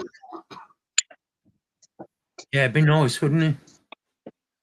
With the sticker making stuff, so you could just go, Claire, can I have so many of these, so many of these, so many. I think everybody would be like, boop, boop, boop, boop, boop. Are you still doing the sticker packs, Claire? Let's see, Scott, we ran to you and Chris to see what you had and have a chat before you got swarmed. You did, yeah. Yeah, dangerous. Phil says, Tron, I hope you have a great time and a safe journey. I think we all wish you a safe journey, dude. I know Osmond's also travelling a distance as well. I think Bastian's coming over as well. So I think everybody that's coming over from seas has a great and safe journey. I'm still doing all the stickers and cables and bits of merch. Yeah. Oh, and labels. That's further down. Stickers while you shop would be epic, wouldn't it? Because if anybody says, "Oh, Mark, have you got any stickers?" you could go, "Yeah, you can go and get them off Claire."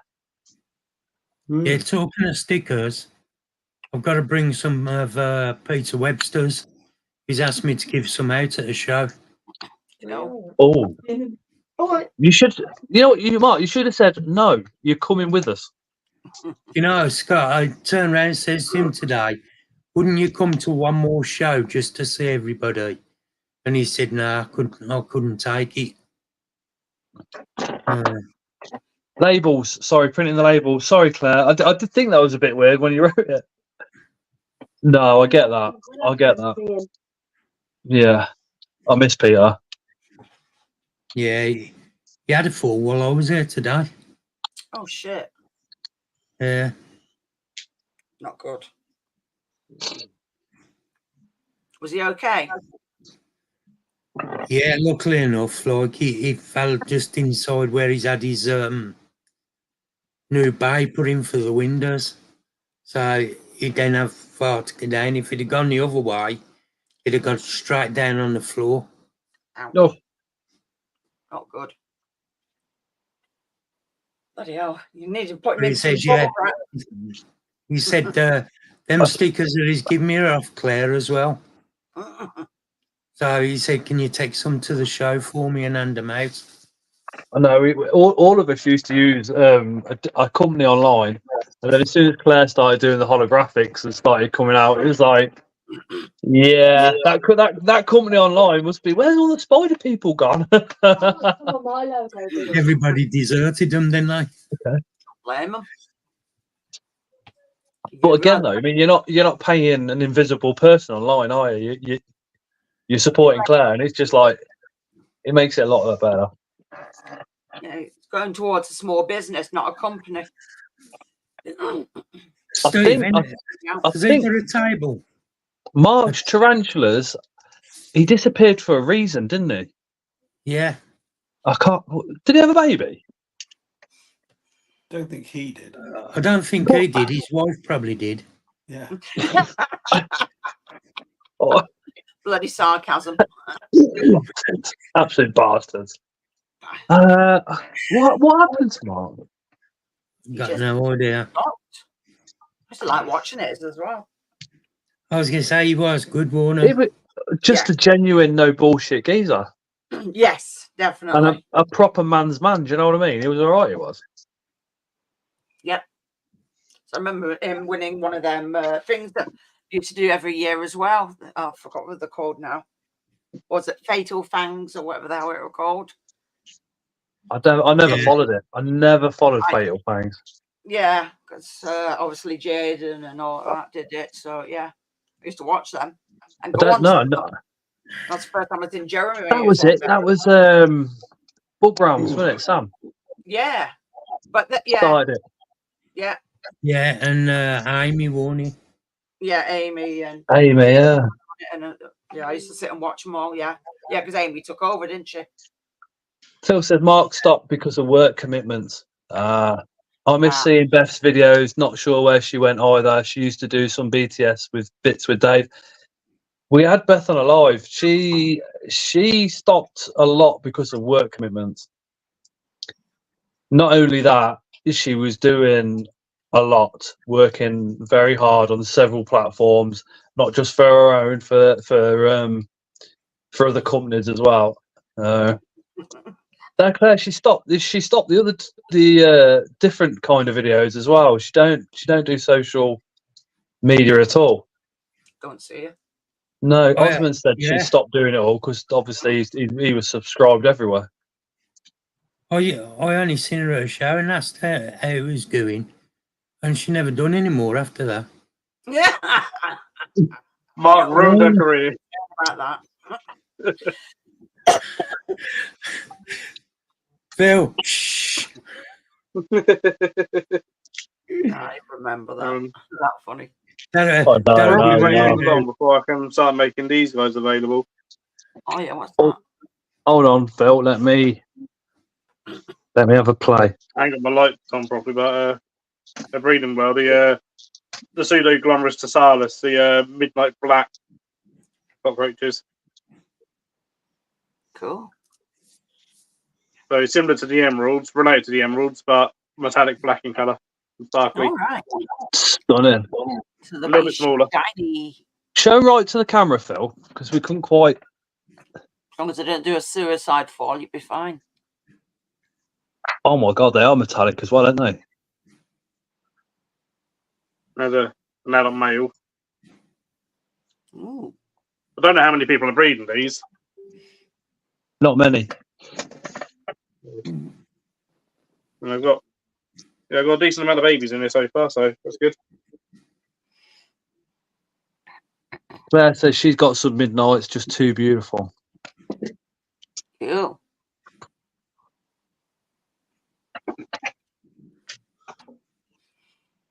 Anything that you're taking, Phil, that you want to quickly show the BTS just before I go back to normal screen?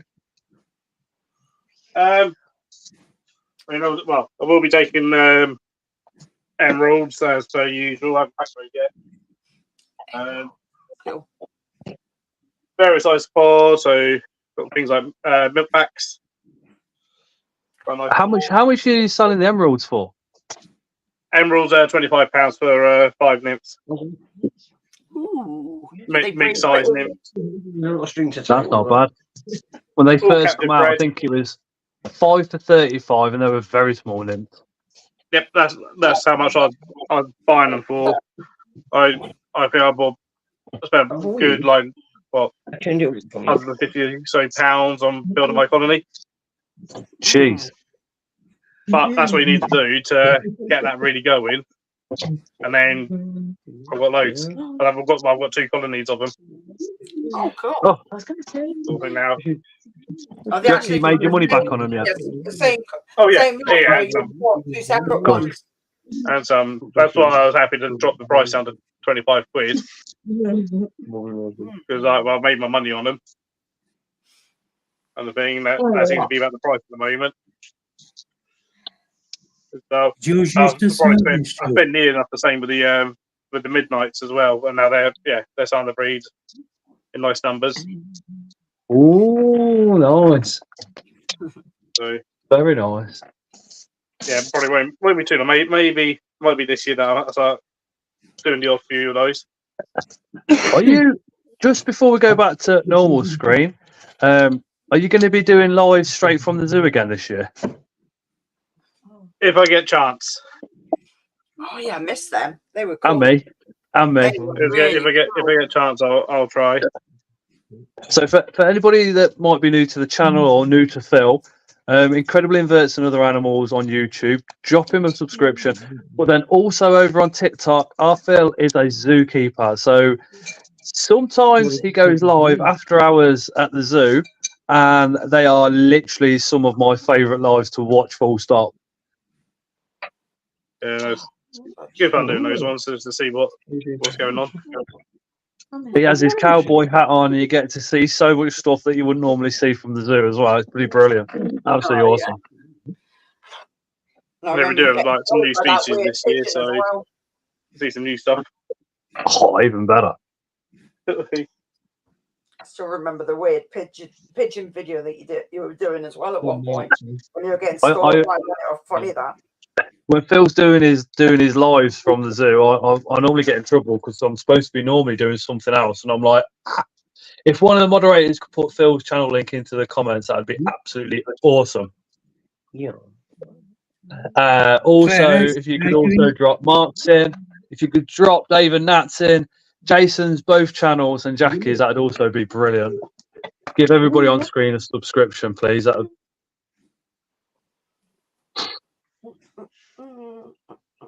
We have. Hello. Hey, Jaden. How you doing? Hi, Jaden. Hey, Jaden. How you doing? Yeah, not too bad, thanks. I'm much better now. Good. I was well ill after that last show. And me. Did you manage to catch COVID as well, or was it just something else? I didn't even test or anything. I don't know. Yeah. Charlotte got really ill. I passed it on to her. Well, that was nice of you. No, all good. I know Dean's still quite unwell. Jackie's brutal. Jackie's very brutal, yeah. Dan says, "Hey Jaden, you come in BTS Sunday?" Maybe. No. Maybe. If I do, I'm coming up on the day. So you are coming on Sunday then? Yeah, I've got a way of getting up. Awesome. Yeah. Shit, Dads. Yeah, well, I've got Saturday, Sunday, Monday booked off, so I don't see why. I don't know. I should be.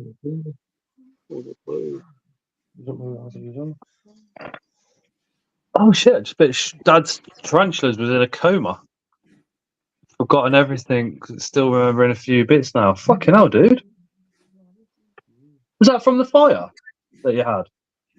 Jeez. No way. Oh.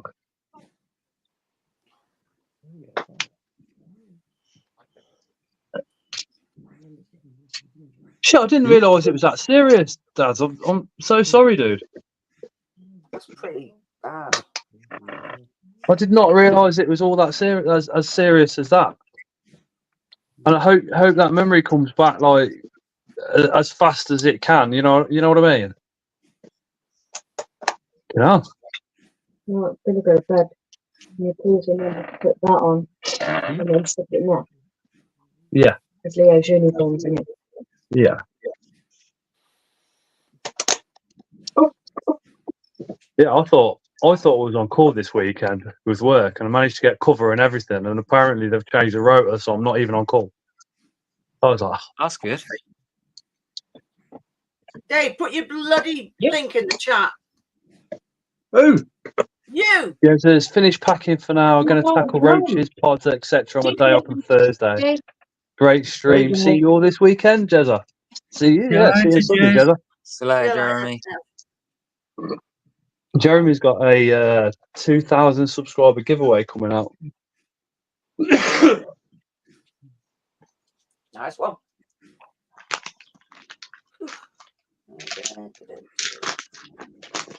Where are people? What? Where are people staying on Saturday? In the beds, probably, Charlotte. Whether it be their own or hotels. A lot of people are meeting up at the moorings. Some others are meeting up at the Cocked Hat in Coventry, but I think the majority are going over to the moorings, and then just seeing what happens. There we go. I keep thinking about the nightclub, but then I'm thinking, actually, one, I'm going to get up about 6 a.m, and two, Saturday night, 12 o'clock, Tyson takes on USAC. So we've got the Fury USAC fight Saturday night as well as. So I'm like, well, I might disappear about 11:30ish and go home and watch that. To be honest. So any of you lot see him Uh-huh. sneaking away, trip him up so he can't fucking make it. I might or try and get the link on my phone. Yeah, but I don't like football or anything like that. I've watched the MMA, I watched the bare knuckle and the boxing, and I don't watch nowhere near as much as what I used to. I just watch clips a lot more than anything. Claire, how's Jay doing? Charlotte says, "Yeah, I'm going Heathcote." What's a Heathcote? So you need these in your life. What is it? Can't say. Oh, Fluorescent millipedes. What? Are they the glow in the dark ones? Oh, balls. Have you got babies of those? What are they? Not yet. Like UV. Oh, These aren't fully grown yet. Wow. Is that But the they same fluoresce type of? a lot brighter than scorpions do. Wow. Is it the same setup as a scorpion when it comes to the bioluminescence? Yeah. Yeah, same chemical. That was cool. Did you see that? One's male. I'll hopefully be breeding those. Cool. Both females are there laying. Yeah, they're pretty epic. Mark, Yeah? did you see Nat's little hand come in and wave at you? Hi, Nat. All right. Did you have a nice sleep? Yes, thank you. Good. It's funny that you got to say hi to Mark. What, my little Brittany. All right. I like that chick. There you go.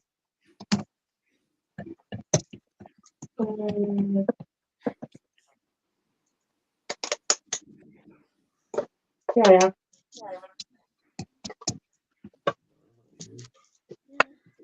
Oh, Leah got them as well.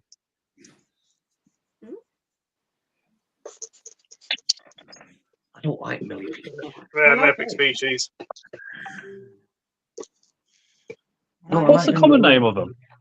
Yeah. Oh, they get many, like fluorescent millipede, glow light millipede, glow in the dark millipede. life. Ooh. She's got all those going through the leaflet and stuff. What, 5 or 6? They're cool. Ooh.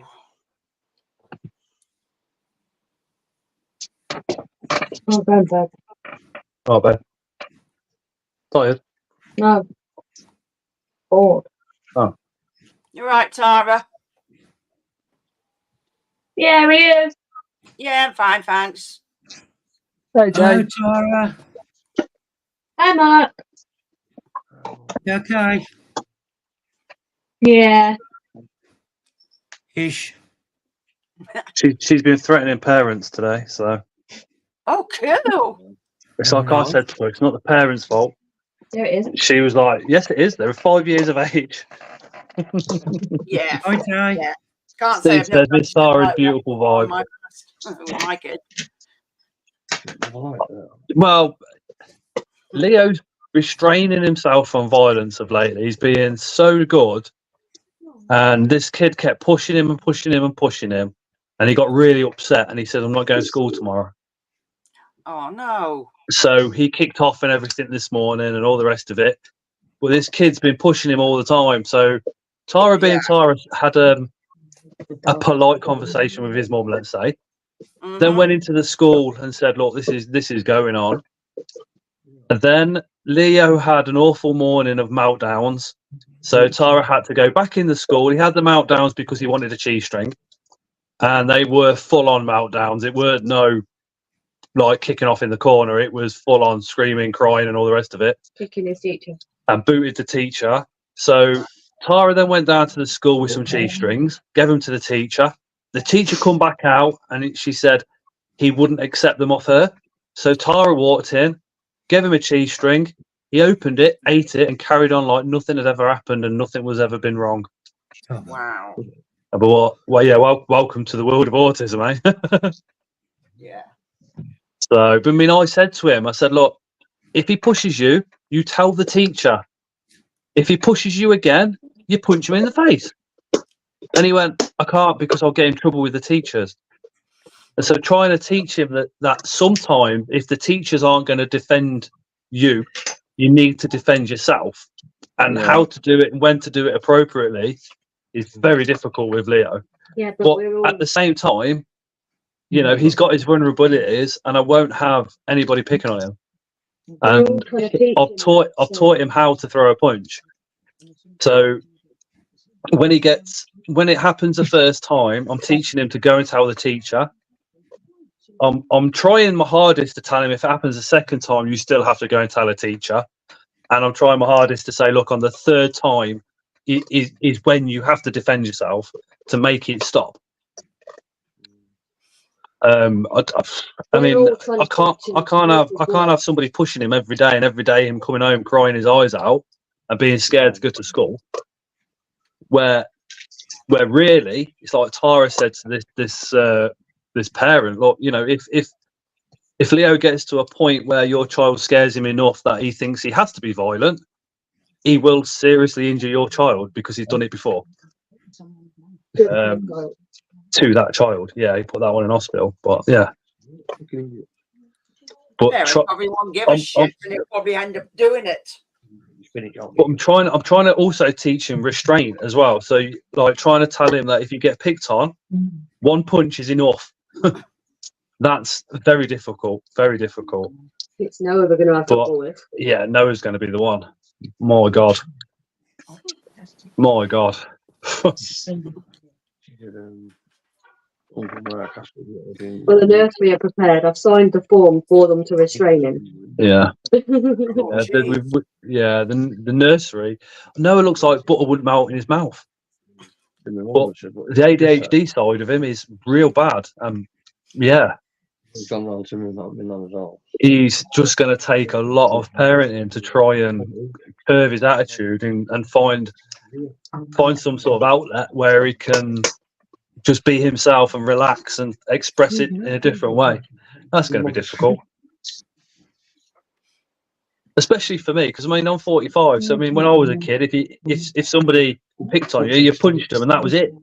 But obviously, things are different now. Things have changed. So trying to find alternative ways around it It's hard work. for me is quite challenging. But I've got to try, and My mum used to say to me, if you don't go back out there and hit them, I'm going to hit you. my dinner lady said. My dinner lady, she literally got to the point where she used to say, next time, count to 3 and then hit them. But yeah, like I said, things have changed. So a punch when I was a kid didn't carry as much weight as what it does now. You know, if a child punches another child now, it's the severity of those actions are of real severe consequences. Bullshit. But at the same time, you don't want your kid being picked on and being pushed around, do you? So I don't know where you draw the line. Well, them Trying to work that out is very difficult. Leo and this other kid have only got the issue since Noah started at that nursery. Okay. The other kid hit Noah. Oh, that explains it. Which is when Leo then put him in hospital. Yeah, the first time, this kid hit Noah, and then Leo put the other kid in hospital, and now this kid is now pushing Leo about, and Leo's worried about getting in trouble with the teachers, so he's restraining himself, which is good. So, anyway, I can teach him to hit of a Shiando belt in Taekwondo. Nice. Hi, Jay. Nice, Jay. Jay, I did mixed martial arts for just over 10 years. No. All right. I don't think I can get my legs up nowhere near as what I could when I was doing it, but I'd try. You probably ripped your trousers before. Yeah, Not allowed to do anything. I'd probably rip the trousers and fart instead. Told. Pick your legs up. That's it. I've got a black Well, belt anyway. in origami. About an origami. Yeah. I love that. I love that joke. I've got one on origami. It's like I said, though. I mean, trying to find some way of the expression for Noah and the expression, but with self-control for Leo, is very difficult. I can find something easy for Leo. He likes gymnastics. Yeah, he does like gymnastics. Oh. Yeah. Fucking starving. I've had nothing since breakfast. Breakfast? Yeah, all I've had is cereal this morning. That's all I've eaten today. Can you take this? So you'll be in a state of ketosis now, won't you? Pardon? Your body's eating itself. Like I said, all I've had today is a bowl of bran flakes. And I don't have sugar on it because it tastes rank on bran flakes. That's all I've Best had. thing I ever did was cutting sugar down. Best thing I ever did. I know, I do, but I only have one lolly a night now, if I do, or one naughty thing a night, and that's it. Not Sugar's having- bad for you. Yep. Real bad. Mentally, physically, everything. Not everyone. It keeps me sane. Hey. Because you have so much sugar, you're still in that mindset of it's all right, like I was. When you stop having sugar, you withdraw almost for a couple of days, and then afterwards you feel loads better. I'm gonna need them. Oh no, I still have sugary things, but not as much. Like my brews have gone to. I've had one coffee this morning, and the rest of them will all be ginger tea or peppermint tea. Now, What was that, Brad? And how many gingers die to make your tea, Jackie? oh, shut your mush, you. I've got 2 gingers. That's At least those kids still alive, Scott. You two didn't get put in it. That's how I've ended up with 2 sons that are ginger. Scary enough. Especially my oldest son. He's a scary ginger. Jay stops sugar and coffee, etc. It's like your body is like, what the fuck? Yeah. Yeah, it is. When I don't have coffee, caffeine withdrawals. It's horrible. Makes you feel weird. So at least have one coffee a day. I love a coffee in the morning. Yeah, I'm definitely. terrible with coffee. I drink loads. You did. I used to, didn't I? You still got your Mr. Grindler's cup? Yeah. Yeah, you absolute bastard with that. I'm only having one done. I can't get any more. I was like, you fucking what? Yeah, there's only one still left. That's it. Ask Phil Struggs. Anyone got I any? need to change my logo on it. I've You still don't- got I my don't old I one. can't see the chat. I don't think he posts When anything. when I else. go on other people's lives, I've got my old logo, and I can't get my new one on for some reason. Oh, Strog says, has anyone got any emerald roaches for sale to post out, Bill? I have my BTS. Stop cheating. yeah, you don't There you post go. them out. No, you don't post out. Do you post any out, Bill? If you go, I don't have a police officer near me. They'll post out.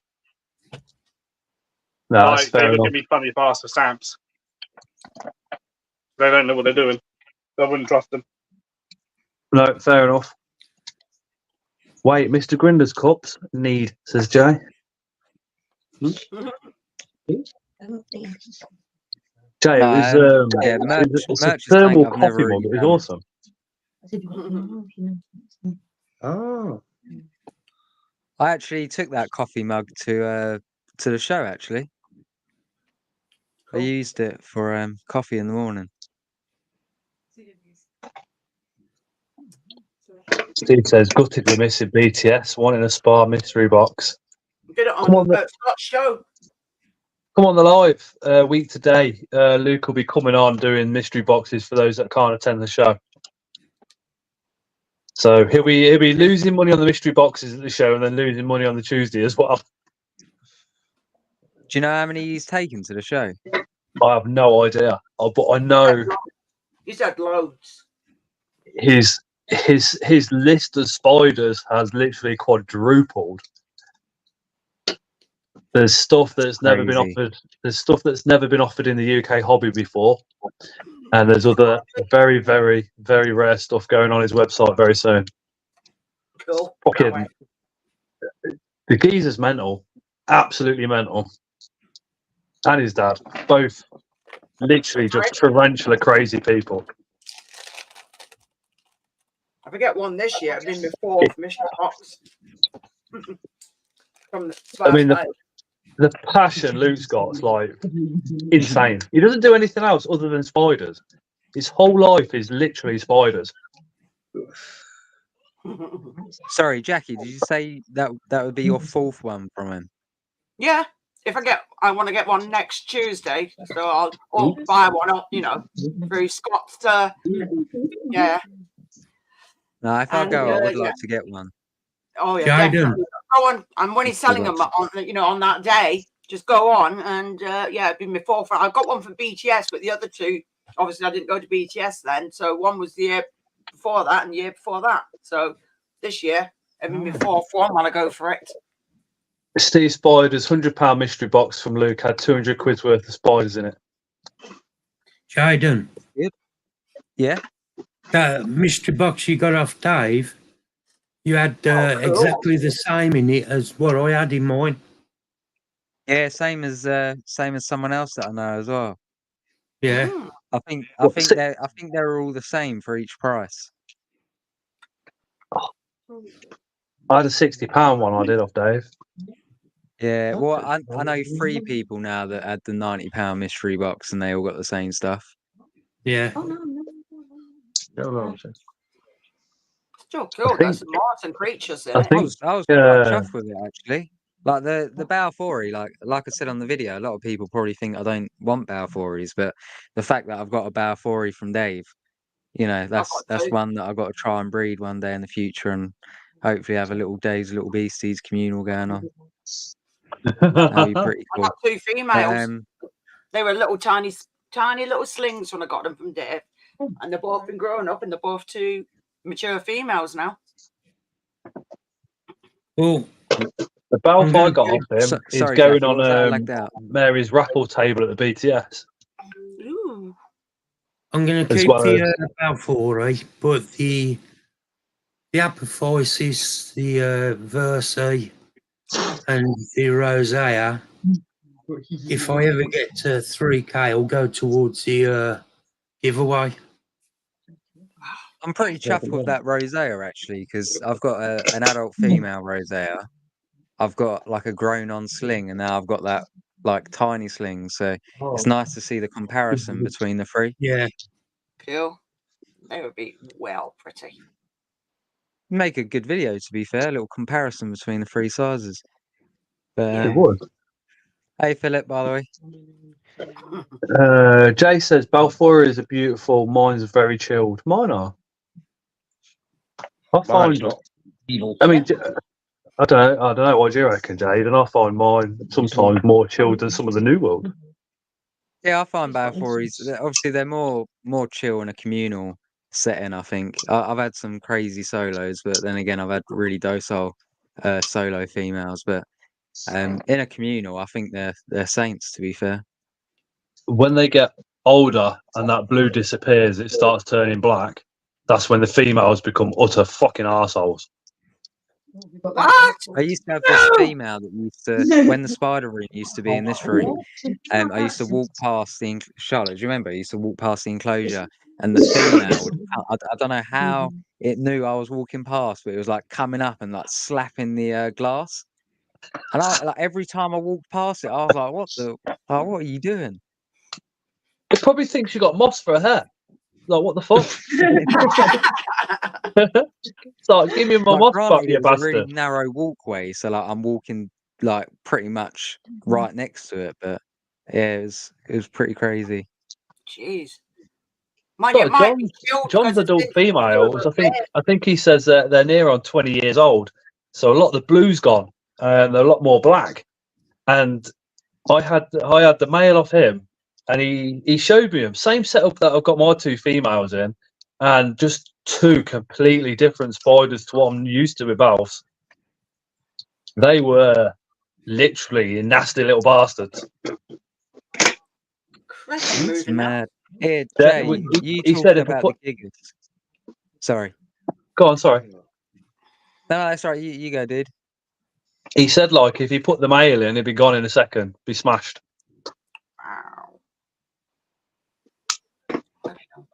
Literally took the lid off, and the Balfouri come straight out of the hide, sorry, and then just straight into a fat pose. It was just like, are you sure that's a Balfouri? Fucking hell.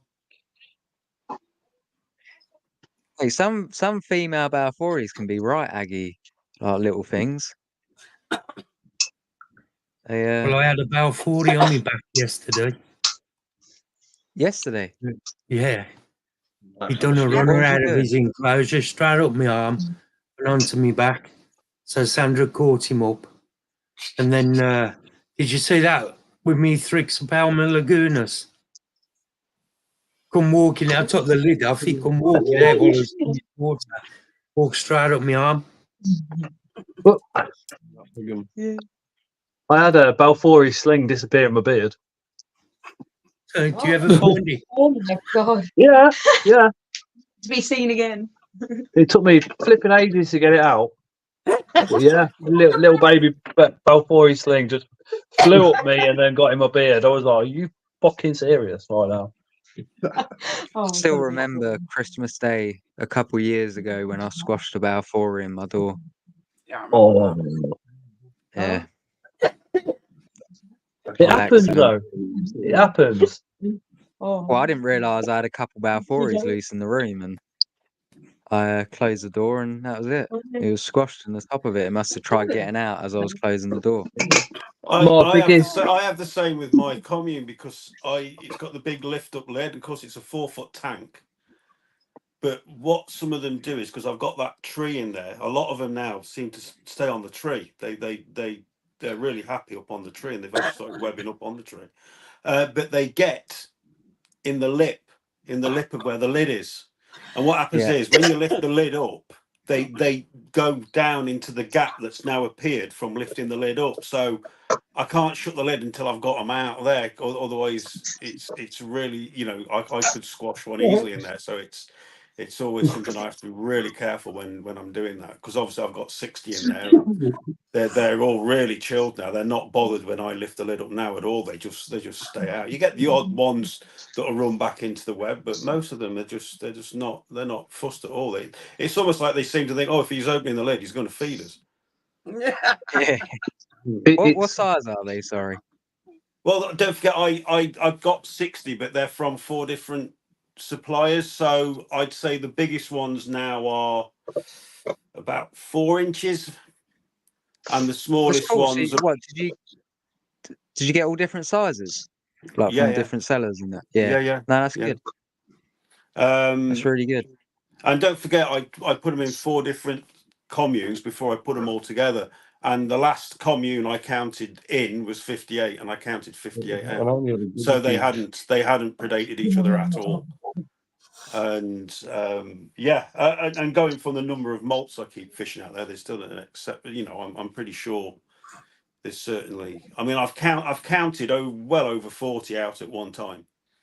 Bloody hell. And the smallest ones are probably 3 centimeters, maybe 4 centimeters. I mean, it's hard to get an exact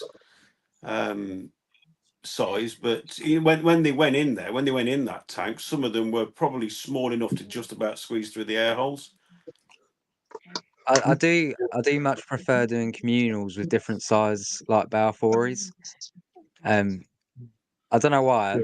I think I like I like watching the interaction between them. If I'm honest, like seeing the different sizes together. I mean, I've started putting. I mean, I just feed them Dubias now. That's all I feed them. I don't feed them anything else.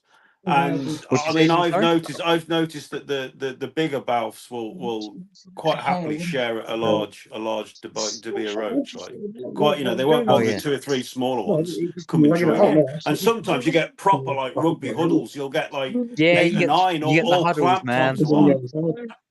But they don't touch each other. They don't touch each other. They don't.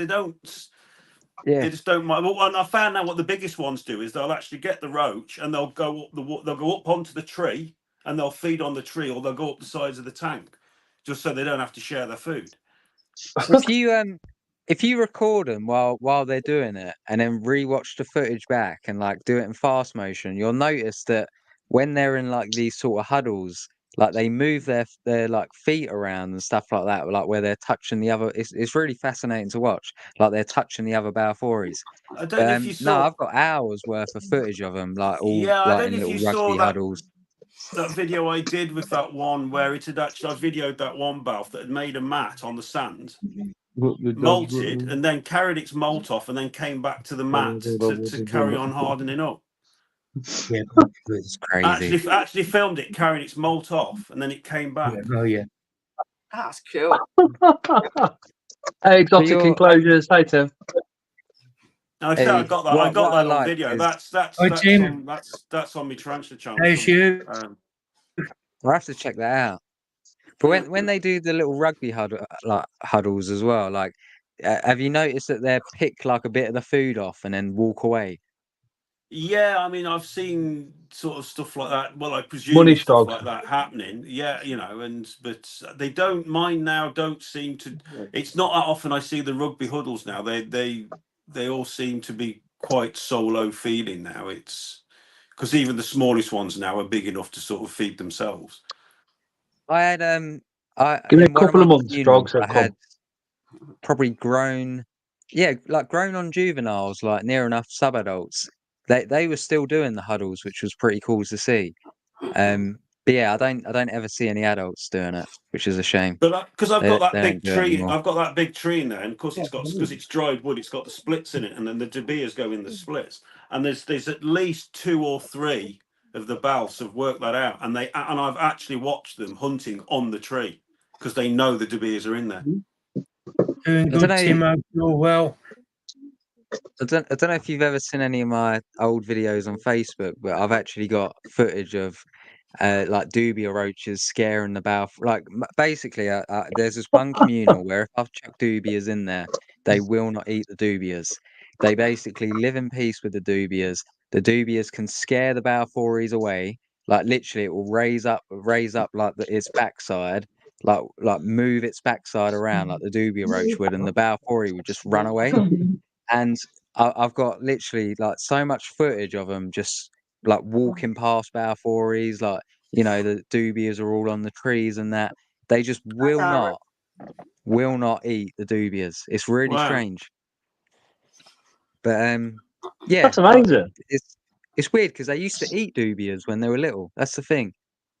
But Yeah, now mine do. they That's don't all I physically eat feed them. mine now. My friend came round a couple of weeks ago, and he went upstairs and showed him the tank and all that. And there was only about 3 or 4 out. So I said, well, just hang on. I said, go and have a brew. I said, and I chucked about 30 Dubia roaches in. I said, just give them 10, 15. We went back up, and there must have been easily 30, 40 belts out feeding. I have to be careful now when I touch the web if I'm picking the malts out because they think there's something on that. They're straight out to feed. Hi, Anna. Hannah's Balf that she got from Jaden keeps all the roaches as pets. They love the Dubia roaches. We could Jason, always ask how do Jaden you water them? Sorry? Do you give them a water dish or do you spray the web? I don't know if you saw my video. I built a big, I built where the cliff face is, like it's on a corner of a river. Yes, So yeah, I've got that. I've seen the video actually. Yeah, You done that quite some time back, didn't you? yeah. Yeah, no, I know the tank now. Yeah. See, like I haven't made any like that, but for me, I find spraying the web a lot better.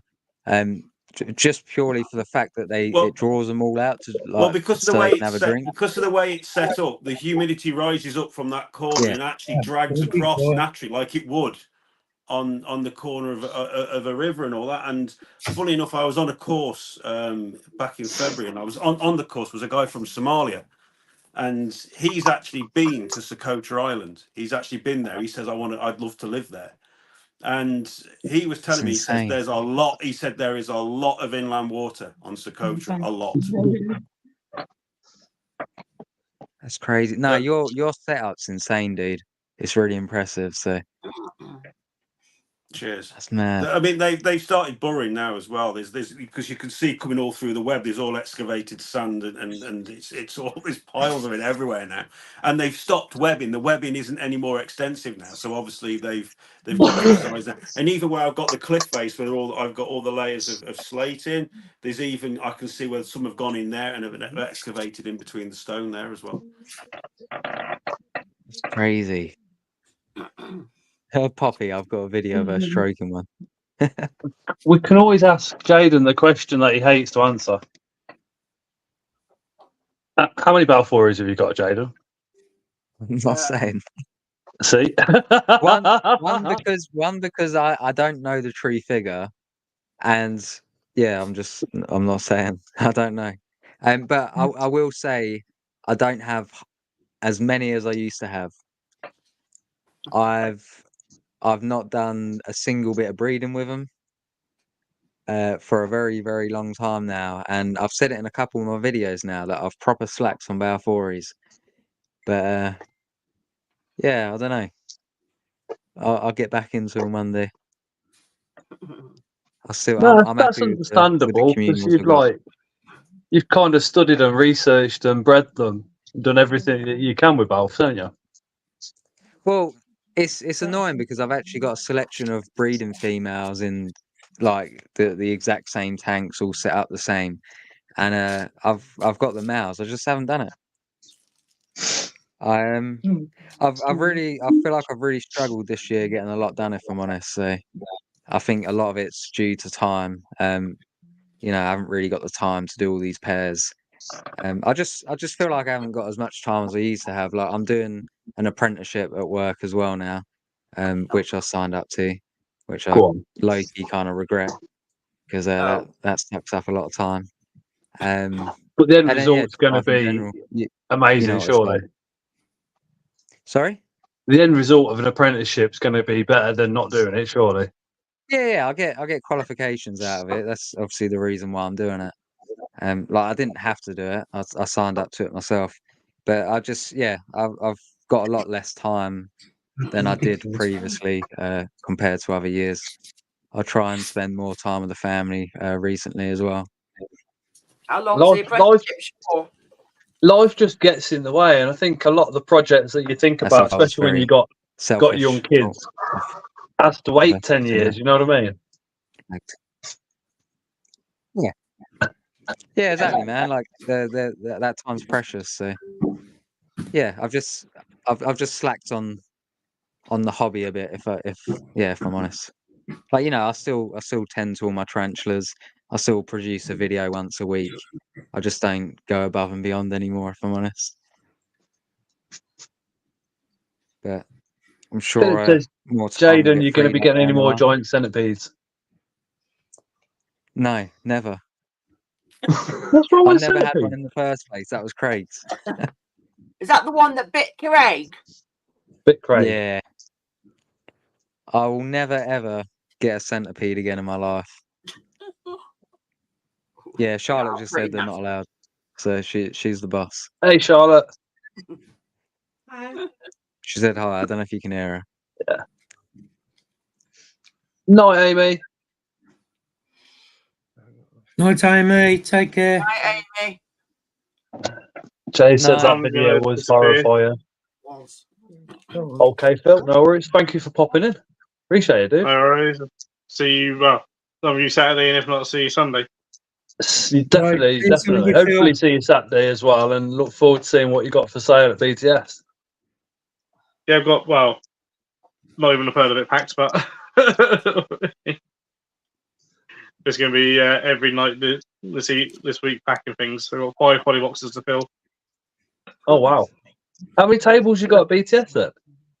Huh? 1. Oh wow! And yet I'm determined to fill 5 body boxes. Bloody hell, man. So See you later, Dad.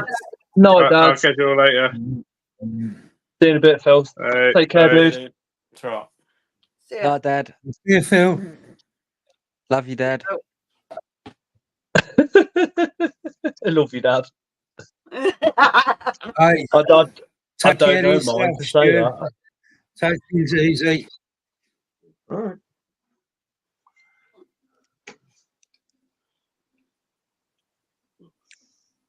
Yeah, I Exotic thought- enclosures. You quit your job. Ah, that's Scott. That's the guy at the show, wasn't it? Where It's I was Tim. talking to you. Yeah. Yeah, Okay.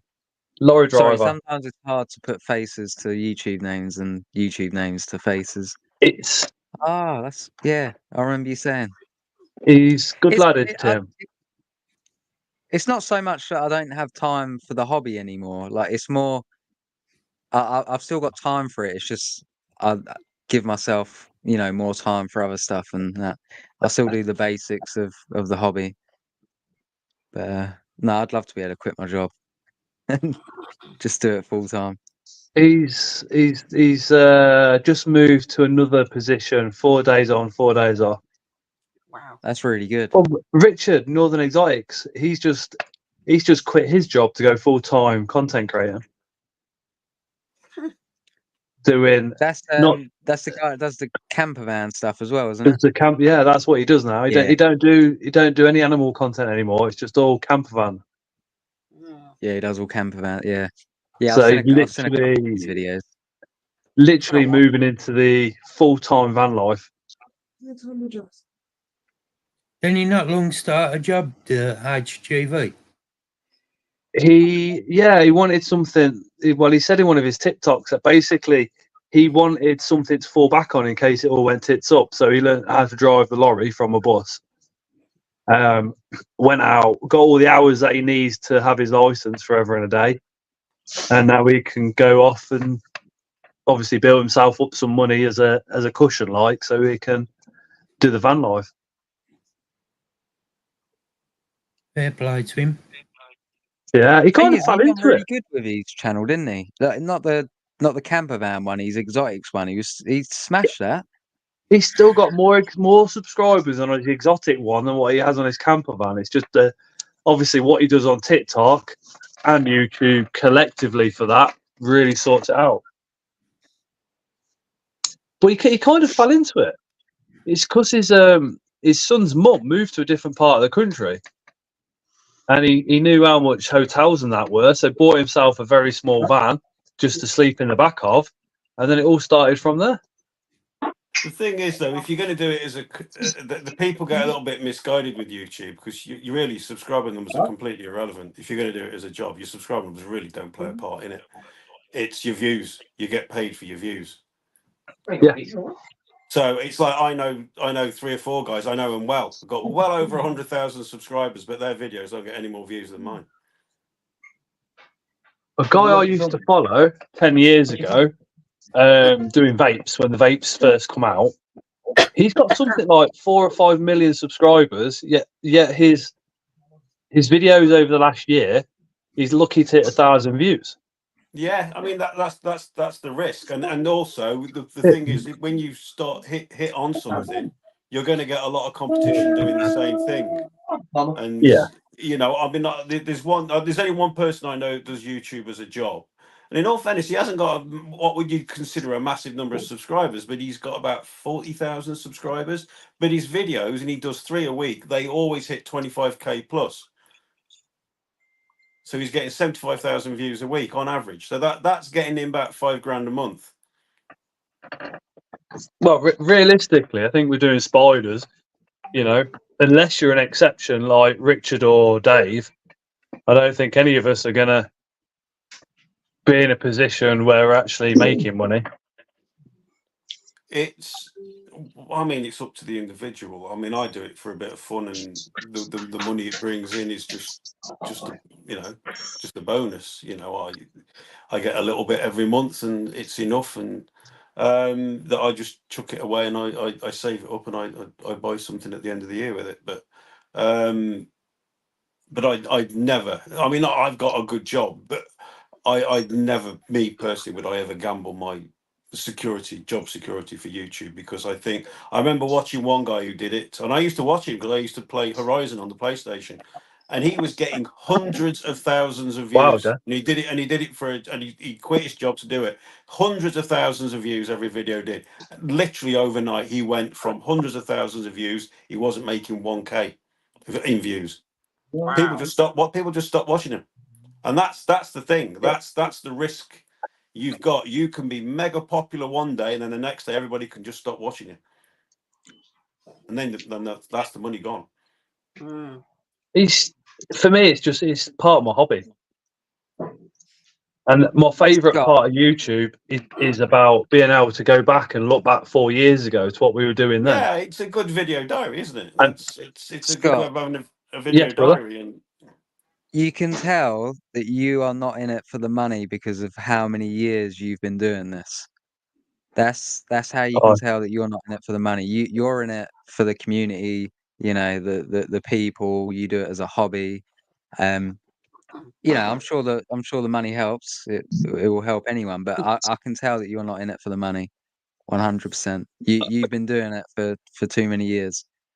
God's honest truth, I struggle with family life. I'm real bad. So making the videos and doing the lives is escapism.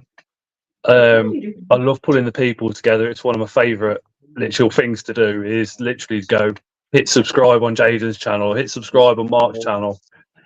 But literally, it's a form of escapism for me, and I just absolutely love it. But you, dude, I mean, you were a massive part of kickstarting me off. Without you showing me Kind Master, probably would still only be doing one video a week, and without you telling me about StreamYard, I'd probably be doing a live once in a blue moon. Is that what she said? Yeah. StreamYard was a game changer, man, in this community. 100%. All honesty, yeah. Because I remember when you first started showing me Kind Master, the amount of fucking questions I fired over to you was unreal. Back when I used to talk to people, yeah. Yeah. Back in the days where I used to reply instantly. Yeah. You can't do it, Jackie. You can't. I know. You can't reply back to every single message instantly because you'd never be off your phone. I know. And your kids would be sitting there going, "Who's daddy?" There's some bloke upstairs sitting on his phone, but who's daddy? Do you know what I mean? And even more importantly, you know, that it took its toll on mine and Tara's relationship as well. It really did. I get really naggy with people if they message me. If it gets to like the 4th or 5th text message, I'm literally, and it can be my mum. I'm literally like, fucking ring me. Yeah. Let's have a conversation, Yeah, because I'm the same. I hate texting. I hate it. Hate it. And everybody does it, and it's just when it go, if it's just how are you, fine, that you know, no problem. But when it gets like, and I'm now getting into 10 minutes of texting them back, I'm like, just ring me, let's have a chat. You know, the art of conversation. Remember that? We used to do that back in the 80s. 80s and the early 90s, we used to stand and have a chat. Even at shows, it seems a bit weird because you don't seem to hold proper conversations with everybody at shows anymore. I mean, yeah, I mean, I and don't know. I'm guilty of it because I'll walk around like this the whole fucking show. I mean, Do you know what I mean? used to go to the shows 10, 15 years ago, whenever it was, and I mean, the community wasn't as big because it wasn't YouTube. You knew 3 or 4 people and you went and chatted to them. I mean, I had John, there was Fliss, obviously Martin, Lees, and a handful of others, and we, you know, Leon. He I don't think he keeps them anymore. You know, and those were the people I used to go and meet and chat with and all that. So obviously Martin and John are still doing it. Oh, I've got a lot of time for both of them, as you know.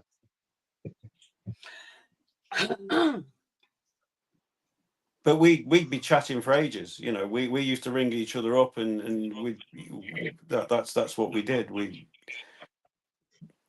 I mean, me and John were doing the pamphos, and there was a couple of others that were doing the pamphs with us. And I mean, I was getting mine from Ben Weber, and you know, we were always trying to time who was buying when and what year. So you know, if you've got a female, I'll buy some in next year or the year after, and hopefully get a male, because we need to have the age gap between them. And you know, and we were trying to work things out like that as best we could. And Hey, Osman. Yeah. Hey, Osman. Hi, Osman. You're right, Osman. Yeah, I sometimes send voice notes instead of writing out a text. Yeah, I think that's even better. Just leave a voice message. In the hope that I the much other person prefer a don't voice respond. It pisses me off. You send somebody a voice note, then they send you a text back. It's like, where's my voice note? The other issue is you can't get over the sort of the tone of your message in a text. People No, can misread a text. So the number of times someone's got back to thinking I'm having a go, or you know, or you've taken the piss out of them, or you've offended them, or something. You're like, no, You need to make use of the emojis. Yeah. Yeah, I know, but the thing is, dude, I'm not 7 years old. You know what I mean? But it's like, fucking hell. I don't know what you're on about. Oh, I love it. Dan says, until I met you guys, I only watched the Dark Den. I'm glad your viewing content's improved. I can tell you now, if anybody sends me a fucking glittery lol, they're fucking blocked that day. Shall we all do it? Yeah, fucking can. Hang on a minute. Anytime I I'm sending talk him a to message. Jason now, I'm not. if anybody's fill up the comments with a load. Oh no, you can't even see the comments, can you? No, I can't If you see ever, the if you comments. ever message Jason for some artwork or some information about the spiders, remember to use those emojis. Don't think I'm having a go at just. I mean, I literally bollock my mum. My fucking dad sent me one a fucking emoji. I was like, what the fuck are you doing, Dad? I never thought my old man would do that. He's the most like straight-laced, old-fashioned fucking person I've ever met. Sent me That's some brilliant. fucking. I love emojis. They're funny.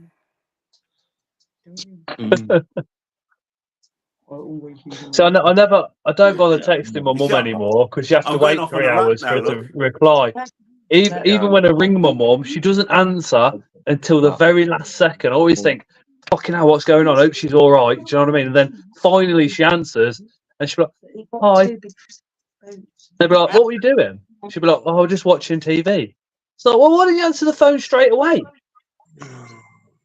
Because she'll sit watching the telly and her phone will be right next to her, but she lets it ring right until it's about to go to voicemail. Then she answers it. And she's in her 70s now, God bless her. So I'm always panicking until she picks up the fucking phone. This is what happens with these oldies, I'm afraid. She's not old. Eh? She's on mute. She's not old. 70s, yeah, they do. I'm sorry, they start slowing down, or they just so engrossed in their soaps. Well, mine is anyway. Like, yeah, ring me. I got my soaps on. It's like, oh, for fuck's sake, woman. Hey, Much Osman. love, Osman. Much love, Osman, dude. Yeah, I mean, I just like chatting to people, and I just think it's a shame that people just don't. The art of conversation just seems to be dying away. I think that's where my hatred of, not hatred, it's not, that's the wrong word, my dislike of messaging comes. I can understand why people do it, of course I can, but you know, my daughter, everyone, they know if it gets, my daughter will send me a message, then she'll send me another message, and then by about the third one, she'll ring because she'll know Dad's getting really pissed off with me now. I think you're right though. I think a lot of us maybe not even forgot, just overlook the fact that we can just dial the person and ring. Well, the thing is, people are saying, people here saying they got no fucking time. If you're texting someone, you literally could have said all that in 1/10 of the time it's taking you to text it.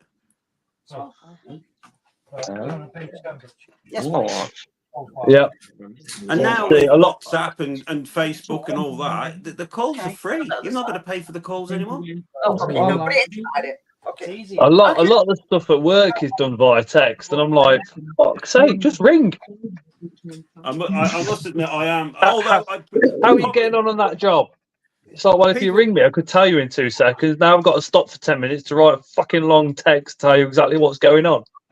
And the other thing that I think also the other thing that really pisses me off is when I send a message and I realise that my wank stained phone's changed some of the words, you know, and it's like I can spell, I know what I'm writing, I didn't need you to, and like some of these words, I have never written that word. Where have you got that word from? I have never wrote that word. Yeah, I wouldn't use that word. Send something completely different. Yep. And then you have to apologise because now you've sent a message to someone that reads completely different. So you're now desperately sending another message. I didn't mean to put that. I've got a couple of friends that will message and they'll go, Scott, I'm glad I can read in between the fucking lines. But for anybody that's in the WhatsApp group will know that I am forever literally sending a message and then having to send the corrections to that message. Yeah, because my phone, like you said, it literally you've put hi, how are you, and it's come out something completely different. And it's like, oh bollocks, or you've missed one letter off because you're trying to write it quick, so therefore it's changed the whole fucking word. Yep. I think sometimes you're afraid to ring because you feel, what if they're in work or what if they're doing something that's inconvenient. So sometimes I say, is it safe to ring? That's what I normally write. Is it safe to ring? And then they'll be like, well, yeah. And I'll be like, right, I'll fucking ring you then. Well, at work, I've got an app for my job. So the jobs come through on the app. Apart from my phone doesn't notify me if it's gone off. So I could be driving down the motorway back towards Coventry and I've got a job on and I haven't got a fucking clue. And it's like, why don't you just ring me to tell me that there's a job? Just drop me a call so I know. Some of them do. Yeah. In a year, I turn 30. Does that mean I join the old man's club? No. Yeah. No, surely that's my youth gone. That's Fucking it. hell, dude. 30. I've got stains in my underwear that are older than you. Oh, I feel old now. Nah. It's like people used to say, like, I reach 20 and I go, oh, I feel old, and they're like, oh, you're still a baby. Then you reach 30 and people still go, oh, you're still a baby. As soon as you hit 40, people go, you old bastard. And it happens overnight.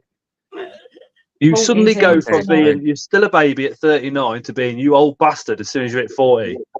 Oh, fuck. Yeah, he's got 2 more years then. And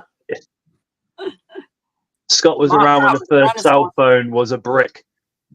Yes, in the 80s when I was a very small child, that happened, didn't it? Doing doors as long as Jaden's been alive. Well, I'm 29 next month. Steve's been doing doors for just over 29 years. I've got 3 kids older than you, Jaden. Torbay's got 2 years till they're an old bastard. Yeah, 3 kids older. I mean, To be honest, I mean, when I was 16, 17, to be old then and in your 40s was very different to how it is now because you're more accepted. No, I think that the thing was when we were kids, the older generations were old because they had to be. They had a harder life. We've had a fucking easy life. Yeah. Yeah. Oh, messages by pigeon. You know, by it's damn. you. I mean, most of the Cheers, generation Osman. of my family are dead, but they you know they didn't complain, they didn't whinge about it. My granddad, he was in the fucking World War, for Christ's sake. He was shot by a Nazi, a real fucking Nazi, not the pretend ones you've got now. Oh, God, You know, and they looked old, and because they lived proper lives that none of us would ever. We wouldn't survive it. We're too fucking pampered. We're too fucking soft now. Yes, that is true. Hang on. I agree. Did you say your granddad was a Nazi? No, he was shot by one. Shot by one. Oh, shot by one. Yeah, I was gonna say, I was gonna have so many questions here. Like, he was shot by one. Yes, my granddad was shot at he was by at the D-Day landing. He was on D-Day. Really? Landing. Yeah. Wow. My My granddad dad wrote a book on him. He survived. His two friends were killed. Jason, my granddad was a petty officer aboard the landing crafts. Unofficial petty officer. Nice. Because each landing craft, you had to have a petty officer on board, and it would go to and from. My granddad was shot through the eye. He never spoke about it. He never spoke about the war at all. The whole time he was alive, he would not. No, mine didn't. Until Alzheimer's set in.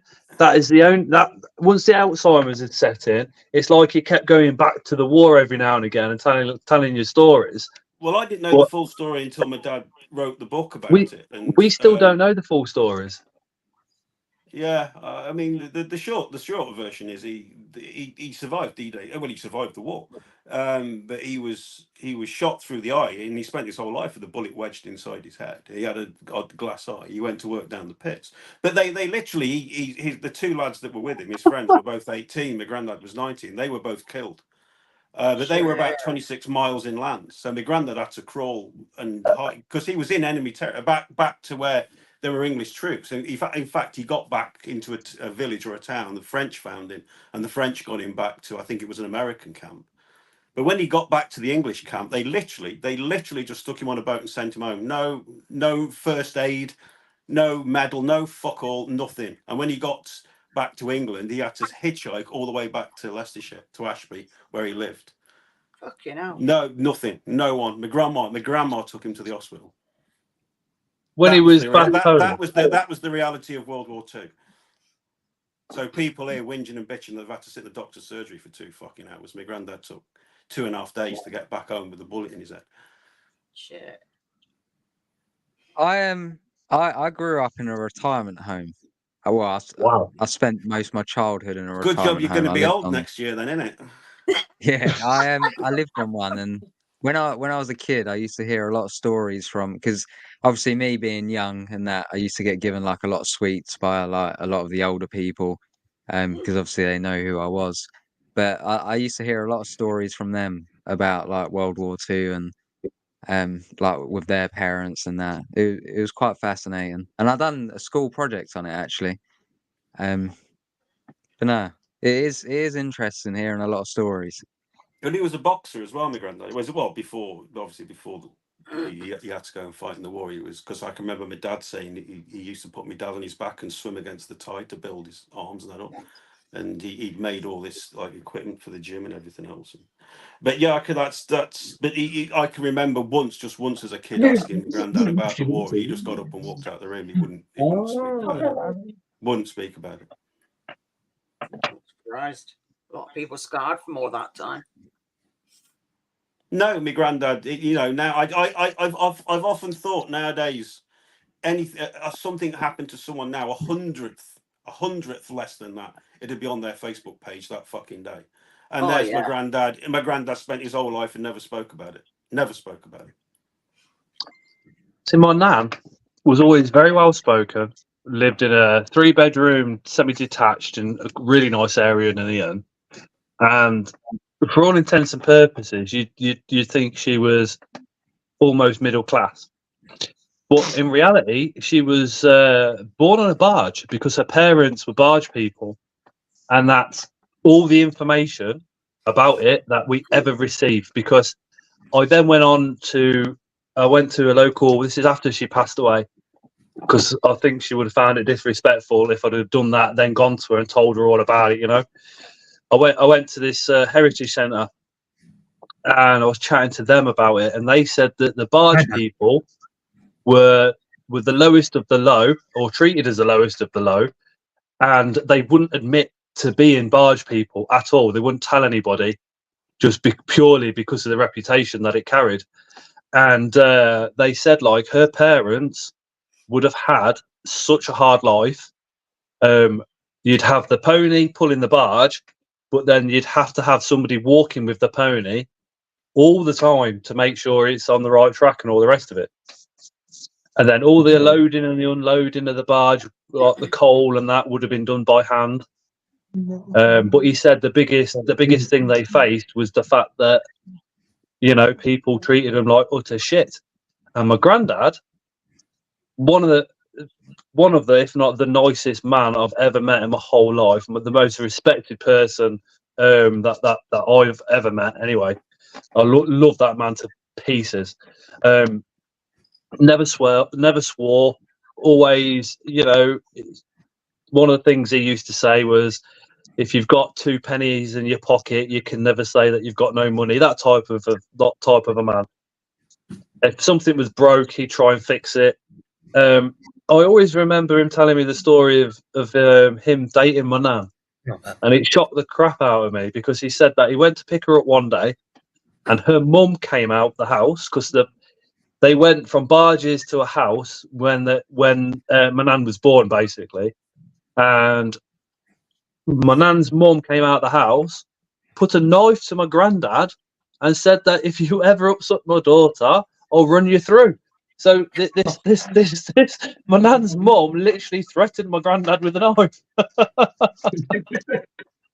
Which, if you guys knew my grandparents, you'd be as shocked as what I am when I discovered that story. I was like, what? But my mum, I mean, obviously she's in her 70s. She's been around a lot longer. She said she remembers some of the stories. Like, there was a vicar in my family who had an affair with one of the girls in a village or something, and that was a massive scandal at the time. But he did like his drink, apparently. Oh, cool. I can listen to all these stories all day. I love it. I used to love it when my grandma was alive. I used to sit there for fucking hours. Even my kids remember my grandma. She was their great grandma. She used to tell them loads of stories, and they would just sit there. They loved it. Oh, Dan, that's a parent. You're giving me ideas. My nan and granddad, my mum's mum and dad, they lived on the farm next door, because my dad bought the cottage next door. We inherited some of the land, and because my granddad was a dairy farm. But I can remember this. So this was in my lifetime. They had a water pump in the garden, an old crank-handled water pump. They didn't have running water in the house. Wow. Did that come from a well or something? Yeah. We had a well in our garden as well. It was because, you know, we lived in a tiny little village. There was only 8 houses and 1 pub. Everybody obviously knew everybody, and it was such a safe haven for me and my brother to grow up in.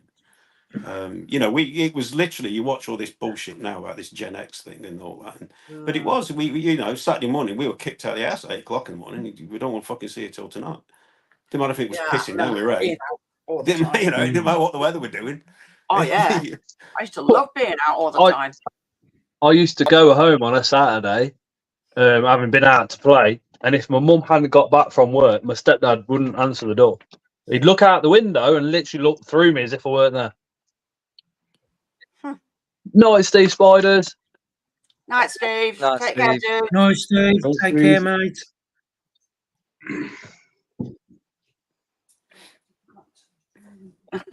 I mean, of course, Jason. I mean, this is back in the days where if you were naughty, you didn't just got a slap; you got a fucking kicking. Yeah, and the police would come. Police would do it, and then your parents would do it as well. My stepdad always said, right, if somebody starts on you, you punch them, and he always said that. And this lad over the park started on me, so I punched him as per normal. We had a bit of a fight. I won. He went home. 20 minutes later, I was at home. The door knocked, and it was this lad and his dad. Fuck me. My stepdad asked me what happened. I told him, and I got fucking battered for it. And I was like, "But you told me to do this." And now this lad's dad's come round whinging, and you're not sticking up for me, and you're not having a go at this lad.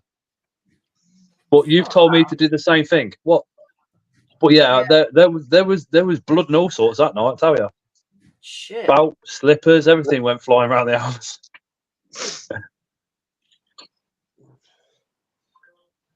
Yeah. But I mean, 45 years ago, I mean, to get with a woman that's already had a kid would have been a hard decision. Yeah, they used to be seen as something really, really bad at one point. You know, single parents was always very, very low down. They didn't like it. But I tell you what, the twats round the back of the head, the smacks with slippers and stuff like that. I think, looking back, I definitely had some issues as a child, and I definitely knew how to wind people up.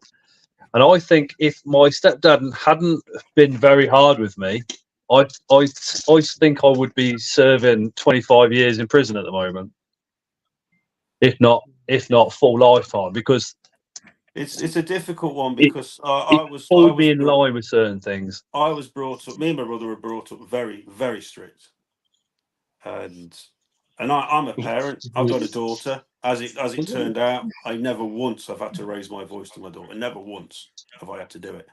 But if she'd been the most badly behaved kid going, I couldn't have hit her. I couldn't have raised my hand to her. Not my kid. No. Not my kid. Couldn't do it. I'd rather cut my hand I off wouldn't be able to live with one-on-one. myself. I wouldn't be able to live with myself for doing it. And the weird thing was, as strict as my dad was with me and my brother, he was total opposite with Erin, with Erin, my daughter, his granddad. I can remember at their golden wedding anniversary, my dad bought Erin something that and he broke down in tears when he gave it to her. And I'm sat there thinking, fucking hell, you've shown more emotion to her in one moment than you've done to me in the last fucking 40 years. And you've bought me fuck all. I got nothing. I thought, what's wrong with this picture? But yeah, it was but I think a lot of it was regret from the fact that he was so strict with me and my brother, and it was just easy to pour out onto Erin. And I'm glad it did pour out onto Erin. You know, my little brother, he never got punched, he never got slapped, he never got any of that physical violence. It was always me. You always get the little spoiled single one. But in the same type of light, I'm kind of glad, because that means my brother didn't go through the same type of thing. Now, I did have it out with my stepdad one day because he bought my mum clothes. My mum's a big woman, always has been, always will be.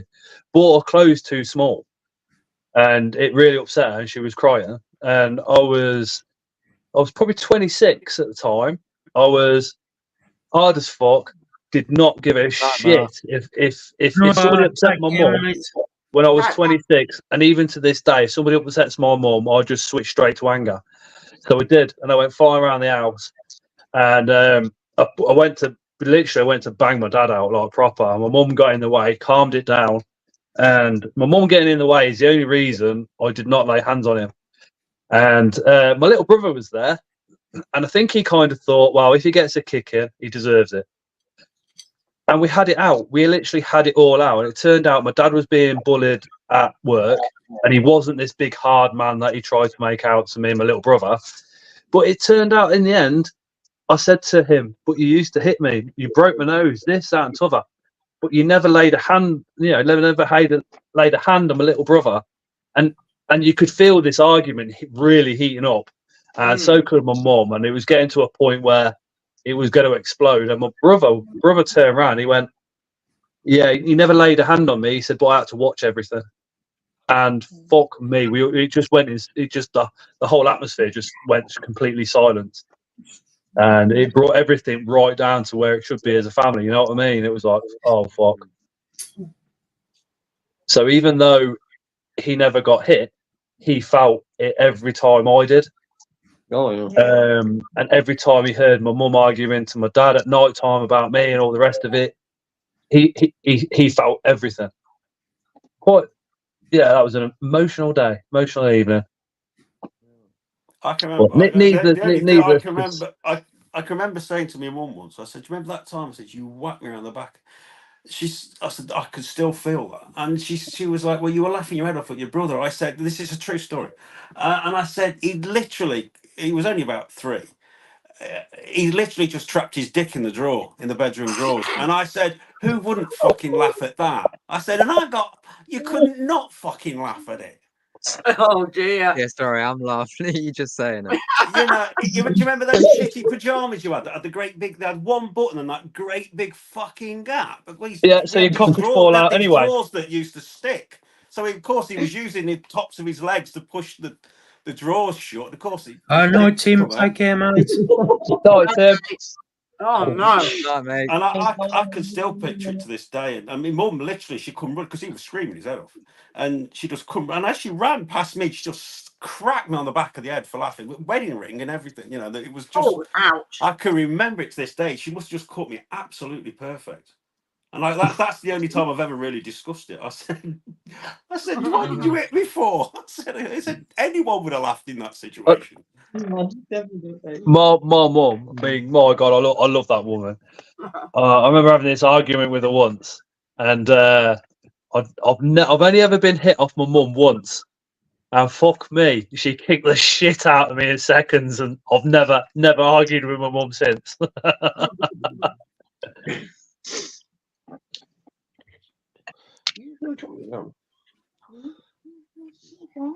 Huh? Yeah. I'm waiting for my dinner. Well, yeah, I remember telling my stepdad, I must have been about, I think, 11 or 12, when we were in the street coming back from somewhere. And I remember being on my BMX, and the metal pegs come round, twatted me in the shin, so I'm pissed off anyway. I mean, how many times did you go on a BMX and then you went home with your socks stuck to your leg because they were covered in blood from the times as you've been twatted in the shin off the pedal? But we were arguing about something, and I remember cycling away, turning around and going, fuck off, like this, knowing that, fuck me, that I was going to get a kick in when I went home. And I left it till 9 p.m. to walk through that door. And fuck me, the kicking was worth it. Jesus. Talking about past things. So one thing I've noticed with my kids that they aren't getting what I'm getting is, like, you know, that childhood, like where you're living somewhere and you've got all like your mates outside and that. Like, you know, like when you go outside and you meet all your mates and like you go down to the woods or the field, or, you know, like play a bit of Just football. go fuck about somewhere. Yeah, like you had no phone back then. Like when I was a kid. So I know I said I grew up in a retirement home. Obviously between different ages, I think around about when I was 13, I actually moved to like a normal area. Well, actually, no, I can relate back to before I was even 5, to be fair. Either way, both places that I lived, I had that sort of group of mates outside. I knew people on my road and stuff like that. And one thing I look at with my kids now is that, like, I feel like they're not going to get that. Like where I live now, like on my road, they wouldn't get that. And Yeah, yeah, do you know the biggest? Like, one of the biggest reasons for that is, dude, it's mobile phones. People just lose themselves in social media and on the fucking internet. It's such a shame, really, because kids just will never experience what we did. We're just in a just shit absorbed area. into the world of the internet. We're in a shit area, Coventry, so we don't really let Layla go out very often at all. But that's the thing. You can't anymore. You can't. And It's not as safe anymore as it was back then. I can't afford the rent in the decent. I couldn't afford, like, this is a 2-bed. Even getting a 3-bed in this area is like, you know, $1,200 a month. To get a 3-bedroom in a nice area, it's like $1,800 a month, and it's like, no chance. Fucking hell. See, Dan. Well, I haven't got a Dan, mortgage even now, though but I was younger, that's almost 3 times what I was paying on my mortgage. That's bloody extortionate. the thing is, at the moment, I watched somebody. Well, it was quite racist, but what I took from it, and when I did a little bit of research, was landlords will put the rent up in the hope that you fuck off, because if they get, do you know when they do like the Palestinian immigration thing and all the rest of it? Yeah, they get a lot The more money for government that. will pay more money Yeah, for those to be housed than what we would pay by being here, if that makes yeah, sense. yeah, So the yeah. landlords are taking the piss. I mean, I've got nothing against any of them, any of them coming here or anything like that, or blah blah blah blah. No, but I have But heard, I because I have mean, got a lot against the landlords taking the piss and going, oh well, we could put the rent up to this then, I did. and I they mean, do. I did rent a property out of my own for a while, but it drove me around the fucking twist, because you know. But there was a couple of other landlords that told me about this, but in the end, I just got out of it. It was just too much of a fucking headache. That's the nail on the head. 68. That is nothing more antisocial than social media. It's true. I try to spend as little time online as I can. Generally do. I'm Dan's going comment to get there off about and get my tea. Okay, Dave. Saying us chatting in social media. Get your tea this time of sorry, night. Dan's. Where? Cheers, Dave. What's this? Oh, What's this? slow, babe. 11s is? Yeah. It's 11s, isn't it? Scott said, what's this, 11s is? I don't eat till late on. I'm going to say you're closer to tomorrow's tea time than today's. Yeah. Oh, nice one, Dave. Appreciate you popping on. No, No, Dave, like that. Take care. Nice, Good night, Dave. Dave. Night, Nat. Take care. Night, See you Dave. now. Bye. Yeah, Dan's comment about he said my nephews would rather be gaming than go outside. So, like, you know, like I'm young. When I grew up, gaming was a Only thing. for another Like, year. like when I was a teenager, like obviously the 360 was like a really popular thing and stuff like that. But I never really got into gaming at a young age. I was quite a late gamer. I had to buy my first ever console myself. And I can say that when I started gaming, that's when I stopped going outside as much. I can see how sort of gaming made me sort of antisocial, if that makes sense. Because I'd always be in, and like my mates would come to the door and be like, "Oh, are you coming out?" And I'd be like, "Nah, I'm playing this game," or something like that. So yeah, I think gaming's a big issue, to be fair. You know, I love gaming. I still game to this day, but I can see that when I was a teenager, when I didn't have a console, I was much more social outside. With Layla, I mean, Layla's 14 and it's all Snapchat. It's all this bullshit and putting filters and filters and filters on top of filters, to the point where you look at well, like you'll see a Snapchat picture and it only just resembles her. Yeah. Kids Do you are know too what I mean? advanced.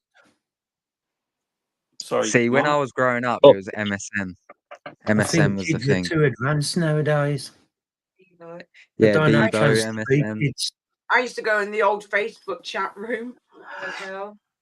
I mean, Yeah, I've Habbo sort of, Hotel days. I've asked my daughter this really, and I've said, because it's probably my age. It's probably because I've despised social media so much.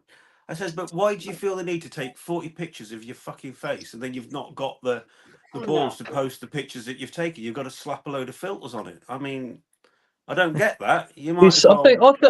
I think it's the pressure they're under to put a perfect picture up every time. But it's not, is it? You know what I mean? You see blokes our age literally covering. A perfect picture would be a picture of you. Exactly. You see blokes our age and ladies posting pictures with filters on so they've not got the wrinkles. It's fucking animated. It's an animation. What's wrinkles? I'm thinking, I'm 45, you know, I've got wrinkles. They're in. You know what I mean? I mean, Pete's grandson, he's 5 next week, and he's got a Samsung right there, S23, and he works it better than I could work my iPhone. Leo's 5. He plays Minecraft on his phone and everything. Crazy. Tara's got quite a long password on her phone. But if Leo wants to watch YouTube on her phone, which he does quite often, he'll go, boom, done. Puts the password in, gets YouTube up, searches for Axel and watches him. It's just a different life now, isn't it? Yeah. The thing is, I That's just can't. how, I mean, just not how that it I is. would anyway. It's up to every individual what they do. I mean, I go to the gym Yeah. 6 times a week, but I don't speak to It's anyone just- when I'm in there. You know, I think- I have become antisocial. I know I am. I say that to people. I live on my own. I'm quite happy on my own. I don't crave human company. I'm If you're totally happy, then any problem with it is other people's, not yours. Do you know you probably know this? The odd times I do go out with normally with people from work, but I went out recently with my family and all that. Is since I've stopped drinking, it's the weirdest thing. The only people it bothers are other drinkers. Yeah. I've had people literally buy me a drink, and I'm like, what part of me quitting drinking is confusing for you? I said, if I had quit fucking heroin, you wouldn't have gone out in the streets and scored for me. It's when you go to a pub and they go, "Do you want a drink, Scott?" "Yeah, please. I'll have a coffee." You're not having a pint? No. I've known you 20 years, and I've been giving up drinking 18. Why would I suddenly now want a pint? I want a coffee, please. That's the one thing I've noticed. It's just And they are- very odd. It just seems to bother other people. It doesn't bother me at all. You get looked at like you've just fucking murdered I'm somebody. literally organising a big party, which I'm holding here in the summer. My dad's 80 this year, so I'm doing a big surprise party for him, and I've got live music and everything, and I've been getting older family there and everywhere, and one of my cousins were like, "Well, isn't that going to bother you because you're not drinking?" I said, "No, it doesn't bother me at all. I'm quite happy." I said, "Now with you lot all staying in hotels locally as well, I can pick you up and drop you off, and you ain't got to worry about taxes." It's like you're not allowed to enjoy yourself on a night out unless you have a beer. Well, the one comment I hold on a got minute. is You the don't one comment I need got to off- get pissed to have a good night out. No, that's it. The one person said to me, they says, "Oh, if you quit drinking or something like, you must be boring." I said, "No, if you need drink to be interesting, you're boring." Pretty much. I said, because I can tell you now, having been on both sides of the fence, I'm yet to meet someone where alcohol has made them intelligent. No, never seen anybody. Oh, Dan, man. Drinks. Dan became an arachnophobic during lockdown. So he will say social media helped him to keep in contact with people, but given the chance, I'd rather socialise in person with friends. No.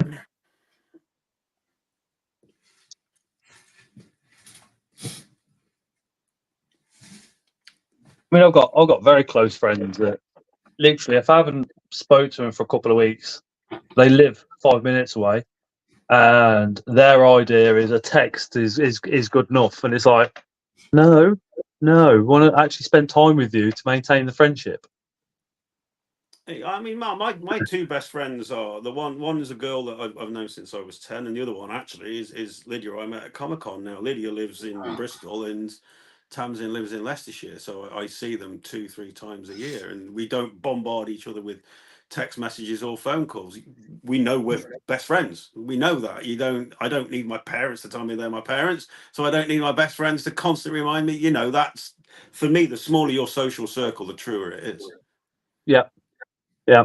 When I quit drinking, I shed about 45 friends that weren't friends because they've not been in touch with me since I quit drinking. So I found out there and then just how I knew anyway. Some of them I was surprised by, but you know how genuine some friends are. Yeah, you always find the fake. Find out who's fake and who isn't.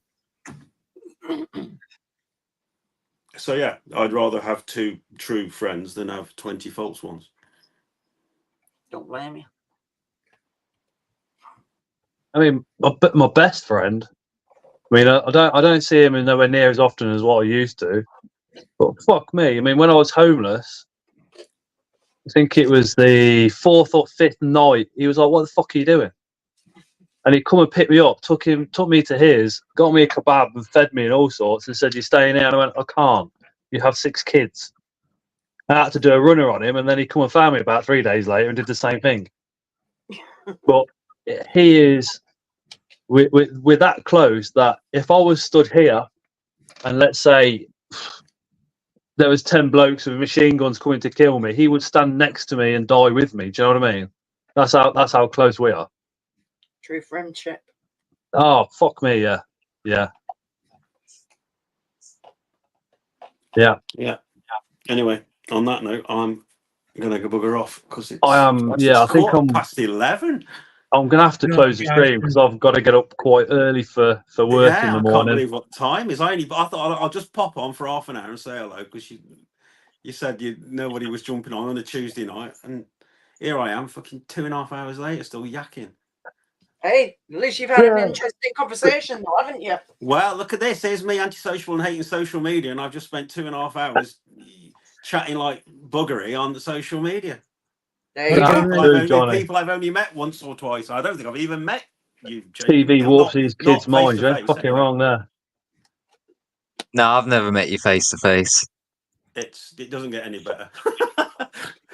Oh shit, that's no good. I'm gonna have to go because you going BTS? Like, sorry, are you going to BTS? I'm gonna try, but I'm going away this week, and I'm gonna have to delay it by a couple of days because I've literally got to get Tron's drawing finished. So I've just finished one commission today. So I've got to get Tron's done. So I'm going to be about probably a day and a half late going away. So that's a day and a half tagged on the end, which means I probably won't be coming back now Saturday, maybe Sunday. So I'll have to see. Fingers crossed. Yeah, but if not, I'll definitely be at the Gloucester one. The Coventry one, Coventry show.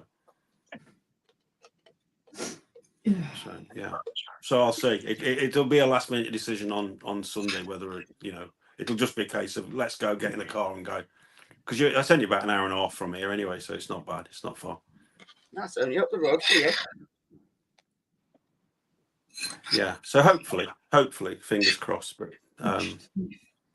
I know the only thing I'd buy there would be ants because I've just fallen in love with ants so much. Yeah, I do like ants. They're just ace. I fucking all mine, apart from the new one, all mine now have got. They're all going to need rehousing soon because they've got so many cocoons and grubs and new workers.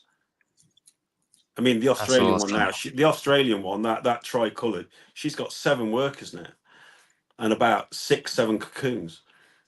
Yeah. The leaf cutters have now literally sealed their fungus in substrate. You need to video that because not seen anything on them since you got them. You've got the funguses like that at the edge of the enclosure, and they've built the substrate. They've gone and picked it up and literally just built over it, and they've got a little entrance to it now, and that's it. Oh, bro! Fucking amazing. Yeah. How's it? You know, they've built what would be a 10-story tower block for us. Yeah. In a matter of 2 weeks. Well, the venators, I think I showed you. I think I videoed it when we're on. They've built a shelf in the nest, so you got the nesting chamber. And they built a shelf above the ground level, and that's where they've laid all their eggs. And the cocoons on this shelf, just getting substrate from the outworld, bringing it in, and that's. I think when they do that, I reckon that's they carry on building it until the humidity is correct for whatever they're doing. I think because it's the queen on there, and she only lets 1 or 2 workers come up. All the others sort of have to stay downstairs, technically. Because she's always on there. She's always on there. Now she's got enough workers. She doesn't seem to guard the entrance anymore, like she was doing at the start. The Australian with that tri-coloured, she did until she got 4 or 5 workers. She was always at the door. She was always standing at the entrance to the nest. And if you lifted the red plastic off, straight away she'd whip round and she'd start picking her eggs up and moving them. Bloody hell. But now she's got workers that do that. It's mad. I've got one of them 4 or 5 or 6 tier ants HQ nest. Yeah, and they're the best ones to have, I reckon. I've got one. I can't remember the species offhand, but I've got one where the queen is on the top floor, and the workers and all like the cocoons, the lot are all on the bottom floor. It's really, I find it really strange because she normally stays up top, yet all the workers are always below her. Like you'll get, you know, the odd few that go past her and out the entrance, etc. But I just find it really strange how they're always at the bottom and she's always at the top. Yeah, But they know what they're doing, don't they? That's yeah, I was it's working. talking to Scott because a few weeks ago we were talking about the fact that they come in these test tubes, and I was like, you know, I'm not arguing with people that I said, but that can't be right. Now that Campanotus California 2 Queen I've just got, I got the enclosure all set up. I got sand in there, substrate in there. I'd even got some dried sphagnum moss and some cork bark. I just set it all up, and I chucked a dead cockroach in there as well for some protein. And I put her straight in. As soon as the tube arrived, I took the end off, put the tube in there. She came straight out, and within 2 hours at the most, she was coming out of the nest, taking soil, taking sphagnum moss, taking any wood she could get through, straight down into that nest. And I was like, if I'd left her in the test tube, I've denied her all that natural ability to do that. You know, straight away she's making her nest. She's creating the nest how she wants it. Cheers, Dan. Appreciate that. Cheers, Johnny. Yeah, sorry, Scott. You wanted to finish it, didn't you? That's all right. If you carry on, that's fine. I'm going to have to go do because my phone is literally it's on 5%. But, So yeah, anyway, I am it's good finding at the moment I do need my sleep with work because going back into hydraulics, I've done 6 weeks, and the body's still adjusting to the So you're doing hydraulics and you're bollocksed. Pretty much. And Anyway, I've got listen, 2 guys, jobs on in the morning in Worcester already. Well, it's been nice chatting to you all anyway, so I'm going to love you and leave you all, and I'll. No, Jason, take care, mate. Cheers, Jason. Right, Appreciate that. Cheers, guys. Take care. Cool seeing you, dude. Take care. Yeah, so we're going to be ending the stream. Thank you to everybody that's popped up tonight. To be honest, I was on a little bit of downer when the stream started. I didn't think anybody was going to come up. It was one of those kind of strange mindsets that you get every now and again. So I do really appreciate everybody that's popped up and everybody's comments tonight. Do apologise I've not been able to get to everybody's comment. But sometimes when everybody's chatting on stream, I'd rather just leave them to chat than interrupt them with a comment if that makes sense, you know. Oh, hey, Frugal, we're just closing. Sorry. Yeah. Yeah, it's been lovely to have everybody on.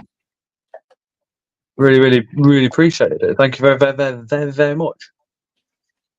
And night, everybody. Take care. And again, next week, Luke's on doing the mystery boxes for anybody that can't get to BTS. We might have to give him an elbow for some sort of discount code on the site, maybe. I haven't spoken to him about that bit yet, so bear with me on that. We'll see what happens next week. You know, because the mystery boxes are good enough, but we'll give him the elbow and see what happens. But night, everybody. Take care. See you later. Night, everyone.